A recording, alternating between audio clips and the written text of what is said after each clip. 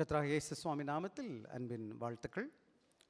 உங்கள் கையில் பைபிள் இருக்குன்னு சொன்னால் இது அப்போஸ்தலர் 2வது அதிகாரத்தை நாம் யாவரும் எடுத்து வைத்துக் கொள்ள முடியாது உற்சாகப்படுத்துகிறேன். அப்போஸ்தலர் 2.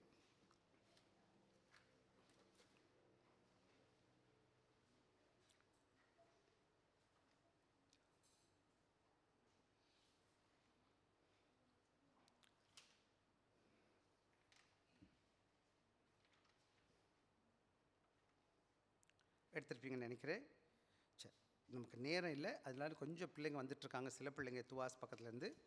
அதுக்காக என்ன செய்யலான்னு கேட்டால் ஒரு சின்ன பல்லவி கற்றுக் கொடுக்கலாமான்னு பார்த்தேன். ஏதாச்சும் பல்லவி உங்களுக்கு தெரியுதுன்னு நினைக்கிறேன். வாங்க நம்ம ஒரே ஒரு பல்லவி மட்டும் கற்றுக் கொடுத்துட்டு என்ன செய்யலாம் இன்னும் போகலான்னு நினைக்கிறேன். ஓகே, என்ன பல்லவி கொடுக்குறது?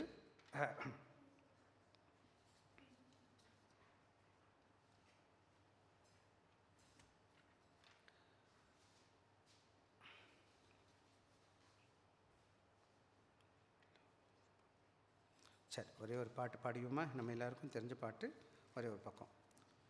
88, அதாவது 399, 399வது பக்கத்தில் 8 பல்லவி. இந்த நேம் ஆஃப் ஜீசஸ், இந்த நேம் ஆஃப் ஜீசஸ் முதல்ல ஒரு முறை சொல்லி கொடுத்துருக்கேன்னு நினைக்கிறேன். அதில் தான் பாடப்போம். சரி, இந்த பாட்டு முன்னாடி ஒரு முறை கற்றுக் கொடுத்துருக்கேன். பக்கம் பேஜ் நம்பர் 399, சாங் நம்பர் 88. தமிழில் இங்கிலீஷில் வந்து இந்த நேம் ஆஃப் ஜீசஸ், தமிழில் இயேசு என்னும் நாமத்தில் பாடிட்டு அப்புறம் 90 கூட நான் உங்களுக்கு கற்றுக் கொடுத்துட்டு அப்புறமா நம்ம போக போகிறோம். எல்லாருக்கும் தெரிஞ்ச பாட்டு என்னோட கூட பாடலாமா? தமிழில் முதல்ல பாடிட்டு அப்புறம் இங்கே வரலாம். இயேசு என்னும் நாமத்தில், இயேசு என்னும் நாமத்தில் ஜெயம் நமக்குண்டு. அல்லேலூயா. இயேசு என்னும் நாமத்தில், இயேசு என்னும் நாமத்தில் பேய்கள் பறந்தோடும். இயேசு நாமத்தில் நிற்கும் போது யார் நமக்கெதிரே நிற்பாரே? இயேசு இயேசு நாமத்தினில் ஜெயம் நமக்குண்டு. இங்கிலீஷில் in the name of Jesus, in the name of Jesus, we have the victory. Hallelujah. In the name of Jesus, in the name of Jesus, demon will have to flee. When we stand on the name of Jesus, tell me who can stand before? In the mighty name of Jesus, we have the victory. தெரியுமா? இப்போ பாடலாமா? இயேசு என்னும் நாமத்தில், இயேசு என்னும் நாமத்தில் ஜெயம் நமக்குண்டு. அல்லேலூயா. இயேசு என்னும் நாமத்தில், இயேசு என்னும் நாமத்தில் பேய்கள் பறந்தோடும். இயேசு நாமத்தில் நிற்கும் போது யார் நமக்கெதிரே நிற்பாரே?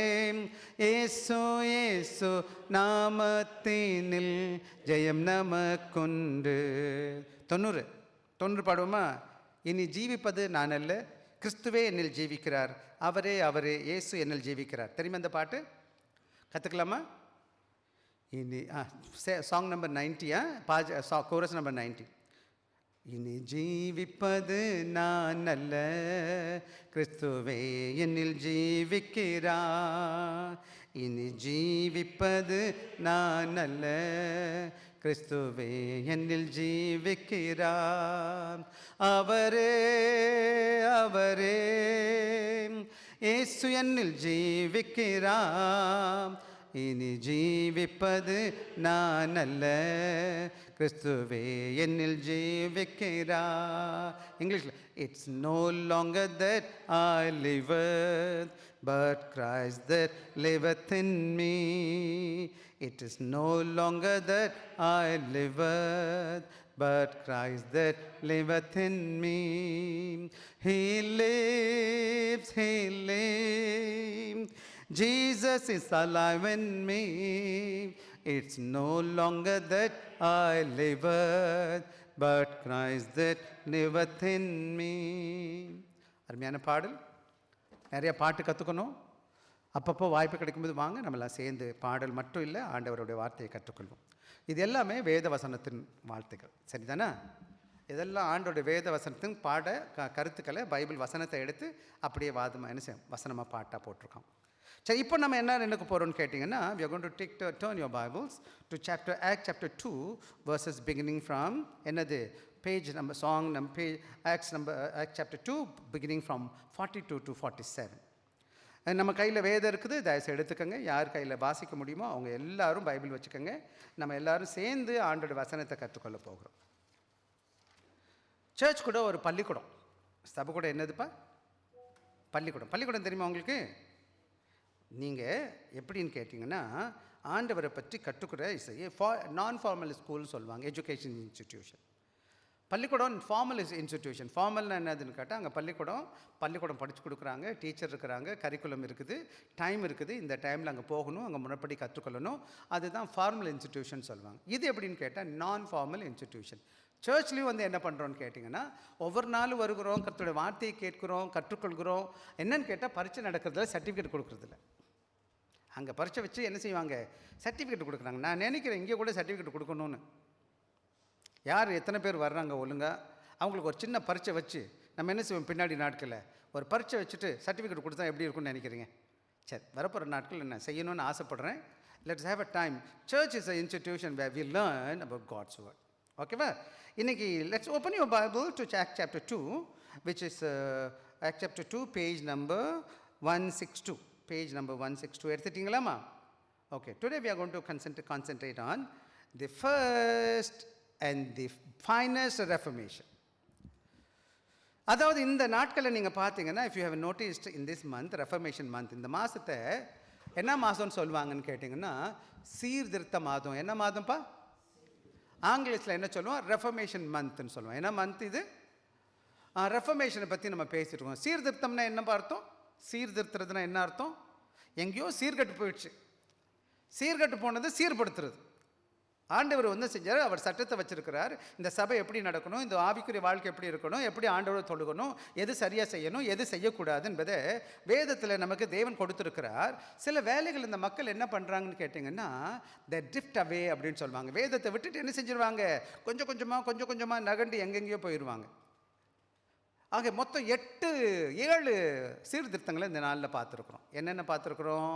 மொதல் 3 வந்து யாருன்னு கேட்டிங்க, 1 மோசே, 2வது யோசுவா, 3வது யாருன்னு கேட்டிங்கன்னா சாமுவேல். தீர்க்கதரிசிங்க, 3 பேருக்கு தீர்க்கதரிசிகள். அதுக்கப்புறம் 3 பார்த்தோம். ஆசா ராஜா, யோசபத் ராஜா, எசேக்கியா ராஜா, 3 ராஜாக்களை பற்றி பார்த்தோம். இன்றைக்கி காலையில் ஆண்டவராக இயேசு கிறிஸ்து செய்தார். புதிய பாட்டுக்கு வந்துட்டோம். முதல்ல 6 பழைய பாட்டில் பார்த்தோம். இந்த வாரம் காலையில் என்ன பார்த்தோம்? இயேசு கிறிஸ்து சபையில் என்ன செஞ்சார்? சுத்திகரித்து, இந்த வீடு யாருடைய வீடு? எல்லா ஜனத்துக்கும் ஜெப வீடு சொல்லப்படும். இதை நீங்கள் கல்லர் குய்யாக மாற்றி பிஸ்னஸ் சென்டராக மாற்றிட்டீங்கன்னு சொல்லிட்டு எல்லாரும் சுத்திகரிக்கிறத நம்ம பார்க்க முடியுது. இப்போது இன்றைக்கி நம்ம பார்க்க போகிறது என்னன்னு கேட்டிங்கன்னா, ஆதி திருச்சபை. விசேஷமாக இன்றைக்கி நான் அதை பற்றி தான் உங்களோடு கூட பேச போகிறேன். நீங்கள் என்ன செய்கிறீங்க? இந்த வேத பகுதியை கையில் பைபிள் எடுத்து வச்சுக்கோங்க.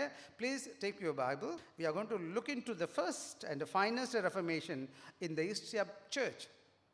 இதுதான் முதல் திருச்சபை, இதுதான் ஃபஸ்ட் சபை.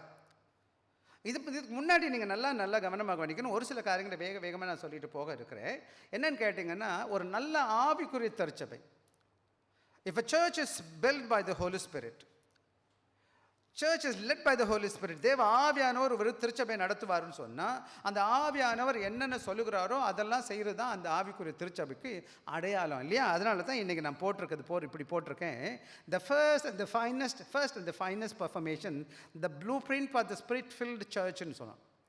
ஆவில் நிறைந்த திருச்சபை எப்படி இருக்கணும்னு இங்கே நமக்கு ஒரு வரையறை கொடுக்கப்பட்டிருக்கு, ஒரு திட்டம் கொடுக்கப்பட்டிருக்கு, ஒரு வரைபடம் கொடுக்கப்பட்டிருக்கு. எப்படி ஒரு நல்ல ஆவிக்குரிய திருச்சபை காணப்படணும். அப்போ சபைன்னு சொல்லும்போது நீங்கள் கண்ண மூடி என்ன நினைக்கிறீங்கன்னா, இந்த பில்டிங்கை பற்றி பேசுகிறேன்னு நினைக்கிங்கன்னா தப்பு. சபைனா யாருப்பா? சபைனா என்னம்மா? யாருமா சபை? சும்மா பேசுவோம், தப்பாக இருந்தால் பரவாயில்ல. சபைனா யாருமா சொல்லுங்கள். நான் தான் சபைன்னு சொல்லுங்கள். நான் தான் சபை, நீங்கள் தான் சபை. நீங்கள் வெளியில் போகும்போது வாசிக்கலாமா? நீங்கள் தான் சபையான்னு சொல்லுதானே. 1 கொரிந்தியர் 3வது அதிகாரம் 16வது வசனம் வர வாசிங்க. 1 கொரிந்தியர் 6வது அதிகாரம் 19வது அதிகாரம் 2 பேரும் வாசிங்க. வேகமாக வாசிங்க. 1 கொரிந்தியர் 3:16 ஒரு ஆள், 1 கொரிந்தியர் 6:19 இன்னொரு ஆள். வேகமாக. நீங்கள் தேவனுடைய ஆலயமாக இருக்கிறீர்கள் என்றும் தேவனுடைய ஆவியானவர் உங்களுக்குள்ள வாசமாக இருக்கிறார் என்றும் அறியாதிருக்க. அப்போ யார் யார் சபை இங்கே? யார் யார் சபை? நீங்கள்னா யாருப்பா அந்த நீங்கள்? நான், நீங்கள். அடுத்து 6:19 வாசிங்க. உங்கள் சரீரமானது நீங்கள் தேவனாலே பெற்றும் உங்கள் தங்கியும் இருக்கிற, நீங்கள் யாராக இருக்கிற? தேவ ஆவியானவர் தங்குகிற ஆலயமாக இருக்கிறீங்க. சர்ச்னா இது நம்மெல்லாம் கூடி வருகிற இடம். நம்ம போன பிறகு இங்கே ஒருத்தருமே கிடையாது. நான் எங்கெங்கே போகிறேனோ எனக்குள்ள ஆவியானவர் இருக்கிறார், புரிஞ்சுக்கணும். ஆக இதுதான் ஆவிக்குரிய திருச்சபை. ஆக நாமெல்லாம் கூடி வருகிற இடம் தான் இந்த தேவ திருச்சபையில் வந்த இடம். ஆக எப்போல்லாம் தேவ பிள்ளைகள் ஒன்று கூடி வருகிறார்களோ அவரோட மத்தியில் தேவோட பிரசனம் இருக்குது. நம்ம எப்போ கடந்து போகிறோமோ, நம்ம எங்கெங்கே போகிறோமோ அங்கே எனக்குள்ள ஆண்டவர் ஆவியானவர் இருக்கிறார். ஆவியானவர் இருக்கிறதுனால எந்த ஆவியானவர் நமக்குள்ள இருக்கும் பொழுது இங்கே சொல்ல போகிற சில காரியங்களை நம்ம சபை செய்ய போகுது. சரியா? வாங்க ஒவ்வொன்றா நம்ம பார்க்க போகிறோம். ஆக இன்னைக்கு என்ன பார்க்குறேன்னு கேட்டிங்கன்னா, 2வது அதிகாரம் 1வது வசனம், 2வது வசனத்தை 3வது வசனம் எனக்காக வாசிங்க. அப்போஸ்தலர் 2 வாசிப்போம்ப்பா. பெந்தெகோஸ்தே என்றும் நாள் வந்தபோது அவர்கள் எல்லாரும், கவனமாக கவனிக்கணும். இந்த முக்கியமான பாயிண்ட் என்னன்னு கேட்டிங்கன்னா, அங்கே 5000-10,000 பேர் வந்திருக்காங்க. there are thousands of people gathered from different parts of the globe. வெவ்வேறு இடத்துல வந்திருக்கிறாங்க. ஆனால் என்ன நடக்குதுன்னு கேட்டிங்கன்னா, எப்படி வந்தாங்களாம்? எத்தனை பேர்? எப்படி வந்தாங்க எல்லாரும்? அதுதான் ரொம்ப முக்கியமானது. ரொம்ப முக்கியமான காரியம் என்னென்னா, ஆயிரக்கணக்கான இருதயம் இருந்த போது கூட, ஆனால் எல்லாருக்கும் எத்தனை இருதயம் இருந்துச்சான்? ஒரே சிந்தை, ஒரே நோக்கம், ஒரே வாஞ்சை, ஒரே குறிக்கோள். அதுதான் ஒருமனப்பட்டு. ரைட், வாசி. ஒருமனப்பட்டு ஒரு இடத்துல வந்திருக்கிறாங்க. எல்லாரும் ஒருமனப்பட்டவங்களா என்ன செய்யறாங்கன்னா ஒரு இடத்துல வந்திருக்கிறாங்க. அப்பொழுது பலத்த காற்று அடிக்கிற முழக்கம் போல முழக்கம் உண்டாகி அங்க இருக்கிற எல்லா மக்கள் கூடி இருக்கிறாங்க. ஆயிரக்கணக்கான, விசேஷமா இது 120 பேர் மேலும் வீட்டில் கூடி இருக்கிறாங்க. அங்க என்ன ஆச்சுன்னா, அக்கினிமயமான நாவுகள் என்ன செஞ்சிட்டு இருக்கு? அங்க நிரப்பிட்டுச்சு. அல்லாமலும் பிரிந்திருக்கிறோம் காணப்பட்டு, அங்கே என்ன நடந்துச்சுன்னு கேட்டால் எல்லார் மேலும் தேவ ஆவியானவர் இறங்குறத நீங்கள் பார்க்க முடியும். அது 4வது வசனம் என்ன ஆச்சுன்னு பாருங்கம்மா. அவர்கள் எல்லாரும் தேவ நிரப்பப்பட்டு வரத்தின்படியே, ஆக எல்லார் மேலே தேவ ஆவியானவர் இறங்குகிறார். இறங்கின உடனே வல்லமையான தேவனுடைய வல்லமை வெளிப்பட்டுச்சு. வல்லமை வெளிப்பட்ட உடனே என்ன பண்ணுறாங்கன்னு கேட்டிங்கன்னா, எல்லாரும் அவர்களுடைய பாஷை என்னன்னு கேட்டிங்கன்னா கலிலேயா பாஷை. அவர்களாம் யூதர்களாக இருக்கிறாங்க. இப்போ நம்மெல்லாம் அதிகமாக இருக்கிறவங்க எல்லாருமே தமிழர்களாக இருக்கிறோம். நமக்கு என்ன வந்ததுன்னா தமிழ் தான் நல்லா பேச முடியும். சிலருக்கு 1-2 பேருக்கு கொஞ்சம் ஆங்கிலம் வரும்னா ஆங்கிலம் பேசுவாங்க. பட் ரஷ்யன் மொழி பேச தெரியுமா? கொரியன் மொழி பேச வருமா? ஜப்பானீஸ் பேச வருமா? அங்கே வராது எனக்கு. ஆனால் இவங்களாம் என்ன பேசுகிறவங்கன்னா எபிரேய மொழி பேசுகிற யூதர்கள். கிரேக்க மொழி கொஞ்சம் கிரேக்க மொழி பேசுவாங்க. ஆனால் இவங்க என்னன்னு கேட்டால், இவங்களோட பூர்வீக மொழி என்னென்னா எபிரேய மொழி பேசுகிறவங்க, கலிலேய மக்கள். எல்லாரும் கூடி வந்திருக்கிறாங்க. இயேசு கிறிஸ்துவின் சீஷர்களும் இயேசுவின் தாயும் மற்ற எல்லாரும் அங்கே கூடி வந்திருக்கிறாங்க. மேல் மாடியில் ஆண்டோட ஆவியானவர் திடீர்னு என்ன இறங்குகிறவராக இருக்கிறார். இறங்குனது மாத்திரம் கிடையாது, எல்லா ஆவி நிறைக்குது, அந்த இடத்த நிறைக்க ஆரம்பிக்குது. நிறைச்ச உடனே என்ன செய்கிறாங்க? அவர்கள் தேவனை புகழ்ந்து பேசுகிறாங்க. என்ன பேசுகிறாங்கன்னு கேட்டிங்கன்னா, வாசிங்களேன் 11வது வசனம். கிரேக்கரும் அரபியரும் நாம் 9, 10, 11 பார்த்தீங்கன்னா, முதல்ல 15-16 தேசங்கள்லேருந்து யூதர்கள் அங்கே கூடியிருக்காங்க. பஸ்கா பண்டிகை பெந்தெகோஸ்து நாளுக்கு வந்திருக்கிறாங்க. மொத்தம் 16 நாட்டிலேருந்து வந்திருக்கிறாங்க ஜனங்க. ஆக 16 நாட்டில் இதுவெல்லாம் யூதர்கள் தான் வெவ்வேறு இடத்துக்கு போய் அங்கே தங்கிக்கிட்டு, இப்போ பாருங்கள், நம்ம தமிழர்கள்லாம் வெவ்வேறு இடங்களில் இருக்கிறாங்க.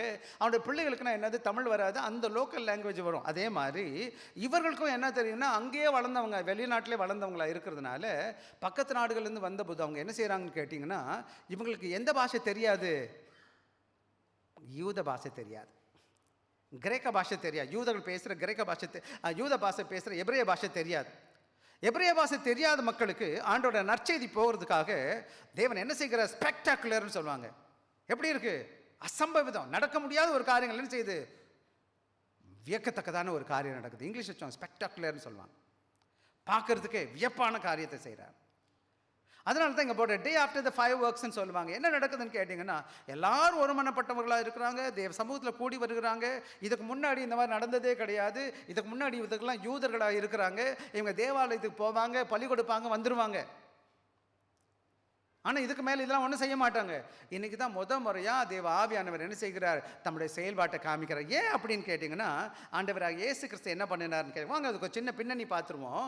ஆகவே இதுவரை நம்ம என்ன செஞ்சுருக்கோம், முதல்ல என்ன சொன்னது போல் எல்லா விதமான ரெஃபர்மேஷனும் எல்லா விதமான சீர்திருத்தமும் என்ன செய்யுதுன்னா, நம்முடைய வாழ்க்கையில் புத்துணர்வை கொடுக்கணும், ரினியூவலை கொடுக்கணும், என்னது புதுசாக நம்மளை மாற்றணும்.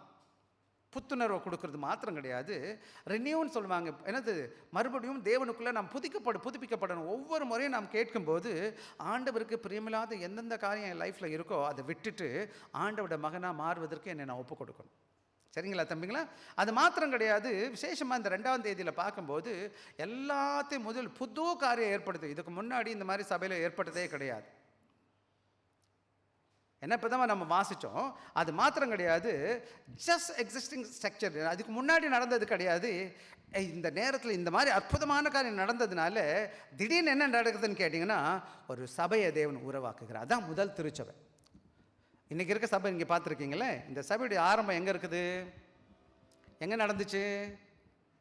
இதுதான் முதல் திருச்சபை. இன்னைக்கு இதுக்கு முன்னாடி இந்த மாதிரி சபை இருந்துச்சான்னு கேட்டால் இல்லை. அப்போஸ்தலர் 2வது அதிகாரத்தில் தேவ பிள்ளைகள் பெந்தெகோஸ்தே என்னும் நாளில் வந்த பொழுது தேவ ஆவியானவர் இறங்கினார், அக்கினிமயமான நாவுகள் அவங்க பட்டுச்சு, அவங்க மேலே வந்தாங்க, வெவ்வேறு பாஷைகளை பேசினாங்க. பேசும்போது எதை பற்றி பேசுனாங்கன்னு கேட்டேன்னா, 15 விதமான மக்களுடைய பாஷைகள் 16 மக்கள் பேசுகிறாங்க. ஆனால் ஒரு காரியம் தான் பேசுனாங்க. எல்லாரும் என்ன பேசுனாங்கன்னு 11 பகுதி வாசிக்கலாம் எனக்காக. 11:2 அப்போஸ்தலர் 2:11 2வது பகுதி வாசிங்க. இவர்கள் எல்லாரும் பேசும்போது எல்லார் பாஷையும் புரியுது. எல்லாரும் ஒரே ஒரு காரியத்தான் வெவ்வேறு பாஷைகளை பேசினாலும் எல்லாருக்கும் என்ன புரிஞ்சிச்சு, தேவனுடைய மகத்துவங்களை பேசினாங்க. என்னம்மா பேசினாங்கப்பா? தேவனை பற்றி புகழ்ந்து பேசுகிறாங்க. தேவன் நல்லவர், வல்லவர், போதுமானவர். எல்லாருடைய அங்கே வந்திருக்க மற்றவங்களுக்கெல்லாம் சுவிசேஷம் போகணும், சத்தியம் போகிறதுக்காக ஆண்டவர் அவர்களை தேவனுடைய ஆவியானவர் இறங்கி வந்து அவர்களுக்கு வெவ்வேறு பாஷைகளை பேசக்கூடிய வரத்தை கர்த்தர் கொடுத்தார். புரியுதுங்களா? சரி, இதை குறித்து நம்ம இன்னும் வருகிற காலங்கள் நம்ம சிந்திக்க போகிறோம். எனவே இந்த நல்ல வேளையில் நானும் நீங்கள் என்ன கவனமாக கவனிக்கணும்னு கேட்டால், இதுதான் ஆண்டவராக இயேசு கிறிஸ்துவின் திருச்சபைக்கு முதல் திருச்சபை ஆரம்பம். ஆக தேவன் தம்முடைய திருச்சபை ஆரம்பிப்பதுக்கு என்ன செய்கிறான்னு கேட்டிங்கன்னா, என்ன செய்கிறாரு, இந்த காரியத்தை செய்கிறார். இதில் நம்ம 2வது அதிகாரம் முழுதும் அவனுக்கு 41 வசனம் வாசிப்பீங்கன்னா, தேவ ஆவியானவர் இறங்கும்போது என்ன செய்கிறாங்க, தேவனுடைய வாக்கு தத்தத்தை நிறைவேறுதலை பார்க்குறோம். அப்போஸ்தலர் 1வது அதிகாரம் 8வது வசனம். பரிசுத்த ஆவி உங்களிடத்தில் வரும் பொழுது நீங்கள் பலன் அடைந்து எருசலேமிலும் யூதேயா முழுவதிலும் சமாரியாவிலும் பூமியின் கடைசி பரியந்தமும் ஆண்டவராக இயேசு கிறிஸ்து இன்னும் பரமேறல. ஆண்டவராக இயேசுக்கு உயிர்த்தெழுந்து 40 நாள் இந்த பூமியில் இருக்கிறார். எல்லா சேஷங்களுக்கும் காட்சி கொடுத்தார். 500 பேர் பக்கம் ஆண்டவராக இயேசு கிறிஸ்து உயிர்த்தெழுந்த இயேசுவை பார்த்தாங்க. இந்த சேஷர்கள் யாரை பார்த்தாங்க? இயேசு கிறிஸ்து உயிர்த்தெழுந்ததை பார்த்தாங்க. அவர் ஆண்டவராக இயேசு கிறிஸ்து சொன்னது என்னன்னு கேட்டால், கடைசி நாட்டில் என்ன செய்வீங்க, பரிசுத்த ஆவிகளோட மேலத்தில் வரும், அப்பொழுது நீங்கள் என்ன பண்ணுவீங்க, என்ன பை, எருசலேமிலும் யூதாவிலும் சமாரியாவிலும் 4 முக்கியமானது பார்க்கணும். என்னைக்கு தேவ ஆவியானவர் எனக்குள்ளே வருகிறாரோ, தேவ ஆவியானோட நோக்கம் என்னன்னு கேட்டிங்கன்னா, நான் சபையில் வந்து உட்காந்து எந்திரிச்சு போகிறதுக்கு மாத்திரம் கிடையாது. சபைக்கு வரணும், பாட்டு பாடணும், ஆண்டவர் சாட்சியாக வாழணும், ஆண்டவருடைய வார்த்தையை கற்றுக்கொள்ளணும், தவறு கிடையாது, சிறப்பு. ஆனால் எல்லாத்துக்கும் மேலே என்னன்னு கேட்டிங்கன்னா, ஆண்டவருடைய சாட்சியாக நான் காணப்படணும். என்னவா இருக்கணும்? சாட்சியாக வாழணும். விட்னஸிங் சொல்லுவாங்க இங்கிலீஷில். விட்னஸ்ன்ற வார்த்தை கிரீக்க வசனம், இன்னொரு நாளைக்கு நான் பேசுகிறேன் அதை பற்றி. ஆனால் எங்கன்னு கேட்டிங்கன்னா, முதலாவது எருசலேம். எங்கே இருக்குமா அது? இதுதான் ஆண்டவருடைய சபை முத தோங்குற இடம். இங்கே தான் ஆண்டவரை இயேசு கிறிஸ்துவ சிலுவையில் அரைஞ்ச இடம். இங்கே தான் இயேசு கிறிஸ்து கடைசியாக முடிக்கிறார். இங்கே தான் சுவிசேஷர்கள்லாம் கூடி வந்திருக்கிறாங்க. ஒரு மேல் மாடியில் வந்திருக்கிறாங்க, மேல் மாடியில் கூடி ஜெபிக்கிறாங்க. ஆண்டவராக இயேசு கிறிஸ்து என்ன சொல்லுகிறார், நீங்கள் வரும்போது முததேவி ஆண்டு வரும்போது உங்கள் சாட்சி எங்கே தொடங்கும்? எருசலேமில். எருசலேமுக்கு அப்புறம் எங்கே போகும்? யூதேயா முழுவதும். எருசலேம் யூதேயா பட்டணம், யூதேயா ராஜ்யத்துக்கு தலைநகரம் தான் எருசலேம். இப்போ சிங்கப்பூருக்கு என்ன கிடையாது, ஒரு எருசலேமுக்கு என்ன கிடையாது, சிங்கப்பூருக்கு தலைநகரம் ஒன்றும் கிடையாது, சிட்டி தான் சொல்லுவோம். ஆனால் சிங்கப்பூர் தான் நாடு. என்ன தமிழ்நாட்டில் பார்த்தீங்கன்னா என்னது, சென்னை எப்படி இருக்குது, சென்னை நமக்கு தலைநகரம். இந்தியாவுக்கு டெல்லி மாதிரி யூதேயாவோட தலைநகரம் எது, எருசலேம். அப்போ எருசலேமில் என்ன செய்யணும், முதல் சாட்சி ஆண்டவர் என்ன செய்கிறார்னா, அவருடைய தம்முடைய பிள்ளைகளுக்கு தேவ ஆவியானவர் இறங்கி அவர்கள் மொழிகள் எல்லாம் செய்கிற தேவனுடைய மகத்துவத்தை பேசும் பொழுது அங்கே இருக்கிற மக்கள் எல்லாம். ரெண்டாவது எங்கே போகணும், யூதேயா முழுவதும் போகணும். அதுக்கப்புறம் தான் சமாரியா. யூதேயா அடுத்து இருக்க தான் சமாரியா. சமாரியாவுக்கு அடுத்து தான் என்ன இருக்குது, கலிலேயா இருக்குது. இன்னொரு நாளைக்கு நான் மேப் போட்டு நான் காமிக்கிறேன்.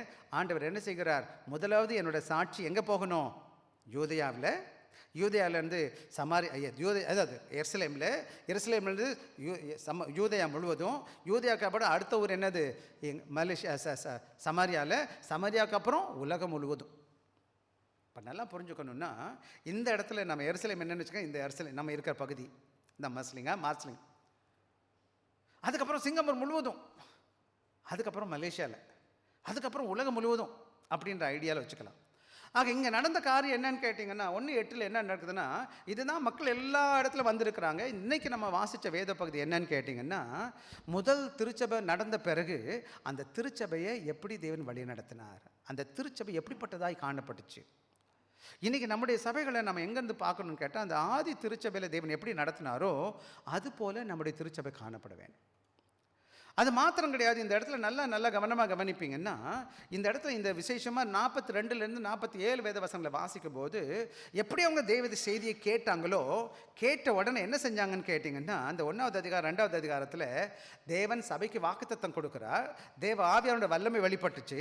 தேவ ஆவியான வெளிப்பட்ட உடனே எல்லாரும் என்ன செய்கிறாங்க, ஆண்டவர் நற்செய்தியை பேதுரு என்ன செய்கிறார், எல்லாருக்கும் முன்னாடி தைரியமாக பிரசங்கிக்கிறதா தான் இந்த வேத பகுதி பார்க்குறோம். அதுக்கப்புறம் என்ன ஆச்சுன்னு கேட்டிங்கன்னா, அப்படி கேட்டது நிமித்தமாக அந்த சபையில் என்ன இருந்துச்சு, ஐக்கியம் இருந்துச்சு, ஆறுதல் இருந்துச்சு, தேவனுக்கு சேவை செய்கிறவர்கள் இருந்தாங்க, ஒருத்தருக்கு ஒருத்தர் தேவனுடைய சாட்சியாக வாழ ஆரம்பித்தான். இதான் அந்த அப்போஸ்தலர் நடவடிக்கையில் ரொம்ப முக்கியமான பருவம்.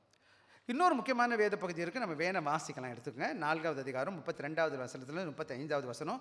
அதே அப்போஸ்தலர் 4:32 4வது அதிகாரம் 32-35 வரை வாசிப்போம். விசுவாசிகளாக பிரதான கூட்டத்தார் ஒரே இருதயமும் ஒரே மனமுள்ளவர்களுமாய் தனக்குள்ளவைகளில் ஒன்றையும் தன்னுடையதென்று சொல்லவில்லை, பொதுவாக இருந்தது.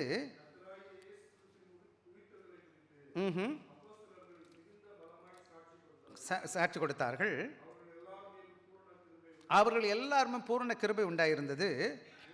நிலங்களையும் வீடுகளையும் உடையவர்கள் அவைகளை விற்று கிரயத்தை கொண்டு வந்து பாதத்திலே வைத்தார்கள்.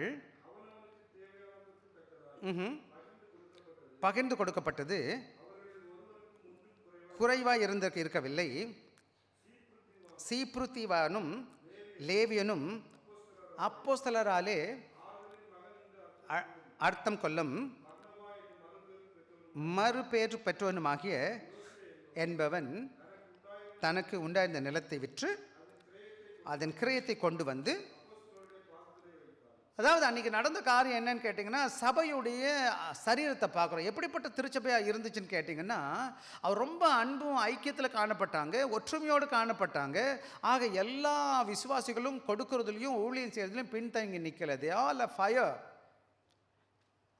அதுதான் இங்கே நம்ம பார்க்குறோம். அது மாத்திரம் கிடையாது. ஸ்பிரிச்சுவல் கான்டெக்ட்னு கேட்டிங்கன்னா, இங்கே இருக்கிற எல்லாருமே யாருன்னு கேட்டிங்கன்னா, எல்லாரும் யூதர்களாக இருக்கிறாங்க. புறஜாதி மக்கள் இப்போ இன்னும் வரல. எல்லாரும் இப்போ எங்கே தான் இருக்கிறாங்க, எருசலேமில் தான் இருக்கிறாங்க. அங்கே ரொம்ப தூரத்துலேருந்து வந்தவங்க எல்லாரும் ஒரே இடத்துல வந்தவங்க கிடையாது. முன்னாடி பார்த்தீங்கன்னா அந்த வேத வசனம் வாசிச்சு பாருங்கள். 8வது 9வது 10வது வசனத்தை 2வது அதிகாரத்தில் எங்கேருந்து வந்தாங்கன்னு வாசிக்கிறீங்களா? எனக்கு 2வது அதிகாரத்தை எடுத்துக்கோங்க. ஒரு ஆள் 8வது வசனத்துலேருந்து வாசிங்கம்மா. 9வது வசனம் 10வது வசனம் வாசிங்க. 10-11.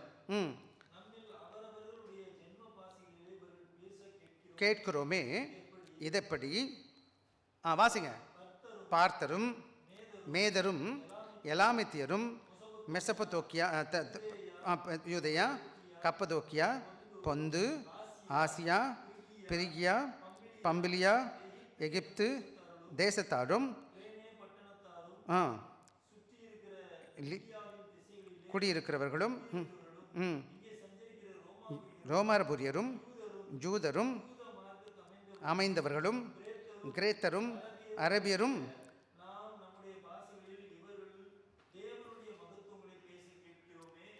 பார்த்தீங்கன்னா எத்தனை நாட்டு மக்கள் எங்கெங்கேருந்து வந்திருக்கிறாங்க. எல்லாம் ஒரு ஊருக்காரங்க கிடையாது, எல்லாம் யூதர்கள் வெவ்வேறு நாட்டில் தங்கியிருக்கவங்க கூடி வந்திருக்கிறாங்க. எல்லாரும் வந்து எங்கே போயிட்டாங்கன்னு கேட்டிங்கன்னா, அவங்க தூரமாக வந்தவங்க இந்த வசனத்தை கேட்ட உடனே எங்கே தங்கிட்டாங்க? இப்போ எல்லாரும் எருசலேமை விட்டு போக மாட்டேன்ட்டாங்க. எல்லாருக்கும் என்ன இந்த விசுவாசத்தை புது விசுவாசம், இதை எல்லாரும் கேட்கறது கற்றுக்கணும்னு ஆண்டோட ஆவியானவர் நடத்திட்டு இருக்காரு. உள்ள வந்து ஆவியானவர் உள்ள கொழுந்து விட்டு எரியுது அந்த அன்பு, ஆண்டோட அந்த வேத வசனம், அந்த தாகம். எங்கே என்ன செய்யல, யாரும் ஊரை விட்டு போக மாட்டாங்க. எல்லாரும் என்ன செய்கிறாங்க, தி ஸ்டே டுகெதர், எல்லாரும் அங்கே தங்குறாங்க. To learn the new faith. என்ன செய்கிறாங்க, இந்த புது விசுவாசத்தை கற்றுக்கொள்வதற்கு. Farming close and spiritual community. அவர்கள் எல்லாம் அற்புதமான ஒரு ஐக்கியமாக மாறிட்டாங்க. இந்த கவர்னன்ட் கம்யூனிட்டின்னு சொல்லுவாங்க. நம்ம எல்லாரும் உடன்படிக்கையின் பிள்ளைகள், கிறிஸ்துவின் பிள்ளைகளாக இருக்கிறாங்க. ஒன்றுக்கு ஒன்று ஒற்றுமையாக வந்துடுறாங்க. அது என்ன கிடையாதுன்னு கேட்டிங்கன்னா, அந்த நேரத்தில் என்ன கிடையாதுன்னு கேட்டிங்கன்னா, சபை பில்டிங் கிடையாது. இன்னைக்காச்சும் நமக்கு ஒரு பில்டிங் இருக்கு உட்கார்ந்து இருக்கிறதுக்கு. அங்கே சபை பில்டிங் இருந்துச்சா இல்லையா? வேதத்தில் 300 வருஷத்துக்கு சர்ச் பில்டிங் கிடையாது. 300 வருஷத்துக்கு என்ன கிடையாதுயா? 313க்கு அப்புறம் தான் சபை பில்டிங் வர ஆரம்பிக்குது. 313 என்னது? ஏசு கிறிஸ்து மரித்து அடுத்த 300 வருடத்துக்கு என்ன கிடையாது? சபை. கொரிந்து திருச்சபைன்னா என்னது? கொரிந்தில் உள்ள தேவட பிள்ளைங்க. கலாத்திய திருச்சபைன்னா என்னது? கலாத்திய நாட்டில் உள்ள தேவ பிள்ளைங்க. பிலிப்பிய பட்டணத்தில் இருக்கிறது தேவ பிள்ளைங்க. என்ன செய்வாங்க? வீடுகளில் மீட் பண்ணுவாங்க. எல்லாரும் வீட்டில் தான், எல்லாரும் வீடும் திறந்துருவாங்க. அங்கே வந்து தேவாலயம் இல்லை, ஜபாலயம்னு இருந்துச்சு, யூதர்களுடைய ஜபாலயம். அங்கே சில நேரங்களில் சந்திப்பாங்க.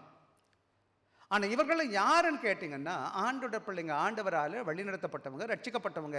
இவங்க வீடு வீடாக திறந்து தெய்வ பிள்ளைகள் அன்பிலையும் ஐக்கியத்திலும் வளர்ந்துட்டு இருக்கிறாங்க. அவங்க எப்படி இருக்காங்கன்னு கேட்டிங்கன்னா, அவங்க விசுவாசத்தை பகிர்ந்துக்கிட்டாங்க, அவங்க போதனைகளை பகிர்ந்துக்கிட்டாங்க, அவங்க தேவ அன்பை பகிர்ந்துக்கிட்டாங்க. அதான் அங்கே போட்டிருக்கேன் பாருங்களேன். The only shared faith and shared teaching and shared love. எல்லாரும் எல்லாத்தையும் பகிர்ந்துக்கிறாங்க. இதுதான் ஆதி திருச்சபையுடைய காரியம். ஆக இன்றைக்கி நான் உங்களோடு கூட பேசுகிற காரியம் என்னன்னு கேட்டிங்கன்னா, அதாவது நல்லா நம்ம புரிஞ்சுக்கணும். இந்த இடத்துல இது போகிறதுக்கு முன்னாடி, இதுக்கு முன்னாடி இவர்கள்லாம் யூதர்கள். மோசே என்னென்னு சொன்னாரோ பழி கொடுக்கறது தான் தெரியும்.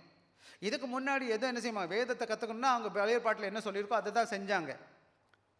போவாங்க, பணி கொடுப்பாங்க, வந்துடுவாங்க. அவங்க வாழ்க்கையில் என்ன கிடையாது, தனிப்பட்ட விதத்தில் இது உள்ளான கிறிஸ்தவ மார்க்கத்தில் மாற்றம் கிடையாது. வெளி சடங்குகாக இருந்துச்சு. பழைய பாட்டில் என்ன பண்ணணும், எல்லாம் சடங்கு கொடுக்கணும், பள்ளி கொடுக்கணும், முடிஞ்சு போச்சா முடிஞ்சிச்சு. இன்றைக்கி கூட நிறையா மார்க்கங்கள் என்ன இருக்குன்னா, சடங்குகள் நிறையா இருக்குது. சடங்குகள் எதுக்குன்னு கேட்டால், சடங்கு செய்கிறதுக்கு கடமைக்காக செஞ்சுருவாங்க. ஆனால் உள்ளத்தில் எதை மாற்றம் இருக்குமா? ஆனால் இப்போ பார்த்தீங்கன்னா, இதுவரை சடங்காக இருந்த நிகழ்ச்சிகள் இப்போ எங்கே வந்துருச்சுன்னு கேட்டால், உள்ளத்துக்குள்ளே வந்துருச்சு, மனசுக்குள்ளே வந்துருச்சு, மன மாற்றத்தில் வந்துருச்சு. இது யார் செய்கிறான்னு கேட்டிங்கன்னா, ஆண்டவருடைய ஆவியானவர் இந்த மாற்றத்தை ஏற்படுத்துகிறார். இதுக்கு முன்னாடி இந்த மாதிரி இல்லவே இல்லை. இன்றைக்கி அந்த யூத மக்களையே ஆண்டவர் சீர்திருத்துகிறவராக இருக்கிறார். எந்த நோக்கத்திற்காக அவர்களை தெரிந்து கொண்டாரோ அந்த நோக்கத்தை உண்மையாக செய்வதற்கு இப்போது தேவன் சபையை எழுப்புகிறார். இதான் முதல் தெய்வ திருச்சபை. எனவே இதை குறித்து தான் உங்களோடு கூட பேச போகிற. ஒவ்வொன்றா என்ன செய்யலாம், நீங்கள் வேதத்தை எடுத்து வச்சுக்கோங்க, வாசிங்க. 42வது வசனத்துக்காக வாசிங்க. அவர்கள் அப்போஸ்தலர் உபதேசத்திலும் அந்யோன்யத்திலும் அப்பம் பிட்குதலிலும் ஜெபம் பண்ணுதலிலும். ஆக இங்கே நல்லா கவனமாக கவனிக்கணும். பேதுரு என்ன செய்கிறாருன்னு கேட்டிங்கன்னா, அன்றைக்கி 2000 பேர் என்ன செய்கிறாரு, எல்லா மக்களும் வெவ்வேறு பாஷைகள் பேசின உடனே அங்கேருந்து 1000கணக்கான மக்கள் வந்திருக்கிறாங்க, வெவ்வேறு நாடுகள்லேருந்து வந்திருக்கிறாங்க. பேதுரு எந்திரிச்சு நிற்கிறாரு, ஆண்டவரை பற்றி புகழ்ந்து என்ன செய்கிறார், ஆண்டவரை இயேசு பற்றி பேசுகிறார். பேசுகிறத கேட்க உடனே 39வது வசனம் இருக்கா, வாசிங்க. 38, 39, 39 வாசிங்க. 37லேருந்து வாசிங்க. இதை அவர்கள் கேட்டபோது இருதயத்தில் குத்தப்பட்டவர்களாய் பேதுருவையும் மற்ற அப்போஸ்தலர்களையும் பார்த்து, சகோதரரே, நாங்கள் என்ன செய்ய வேண்டும்? மனம் திரும்பி பாவ மன்னிப்புக்கென்று ஏசு கிறிஸ்துவ நாமத்தினால ஞானஸ்தானம் பெற்றுக்கங்கன்னு சொன்ன உடனே அடுத்துப்பா 41வது வசனம். அவனுடைய வார்த்தையை சந்தோஷமாக ஏற்றுக்கொண்டவர்கள் ஞான ஸ்நானம் பெற்றார்கள். ஆக முதல் திருச்சபை எவ்வளோ பெரிய சபைன்னு கேட்டிங்கன்னா, குறைஞ்சது 3000 பேர் இருக்கிறாங்க, 3000 பேருக்கு மேலே இருக்கிறாங்க.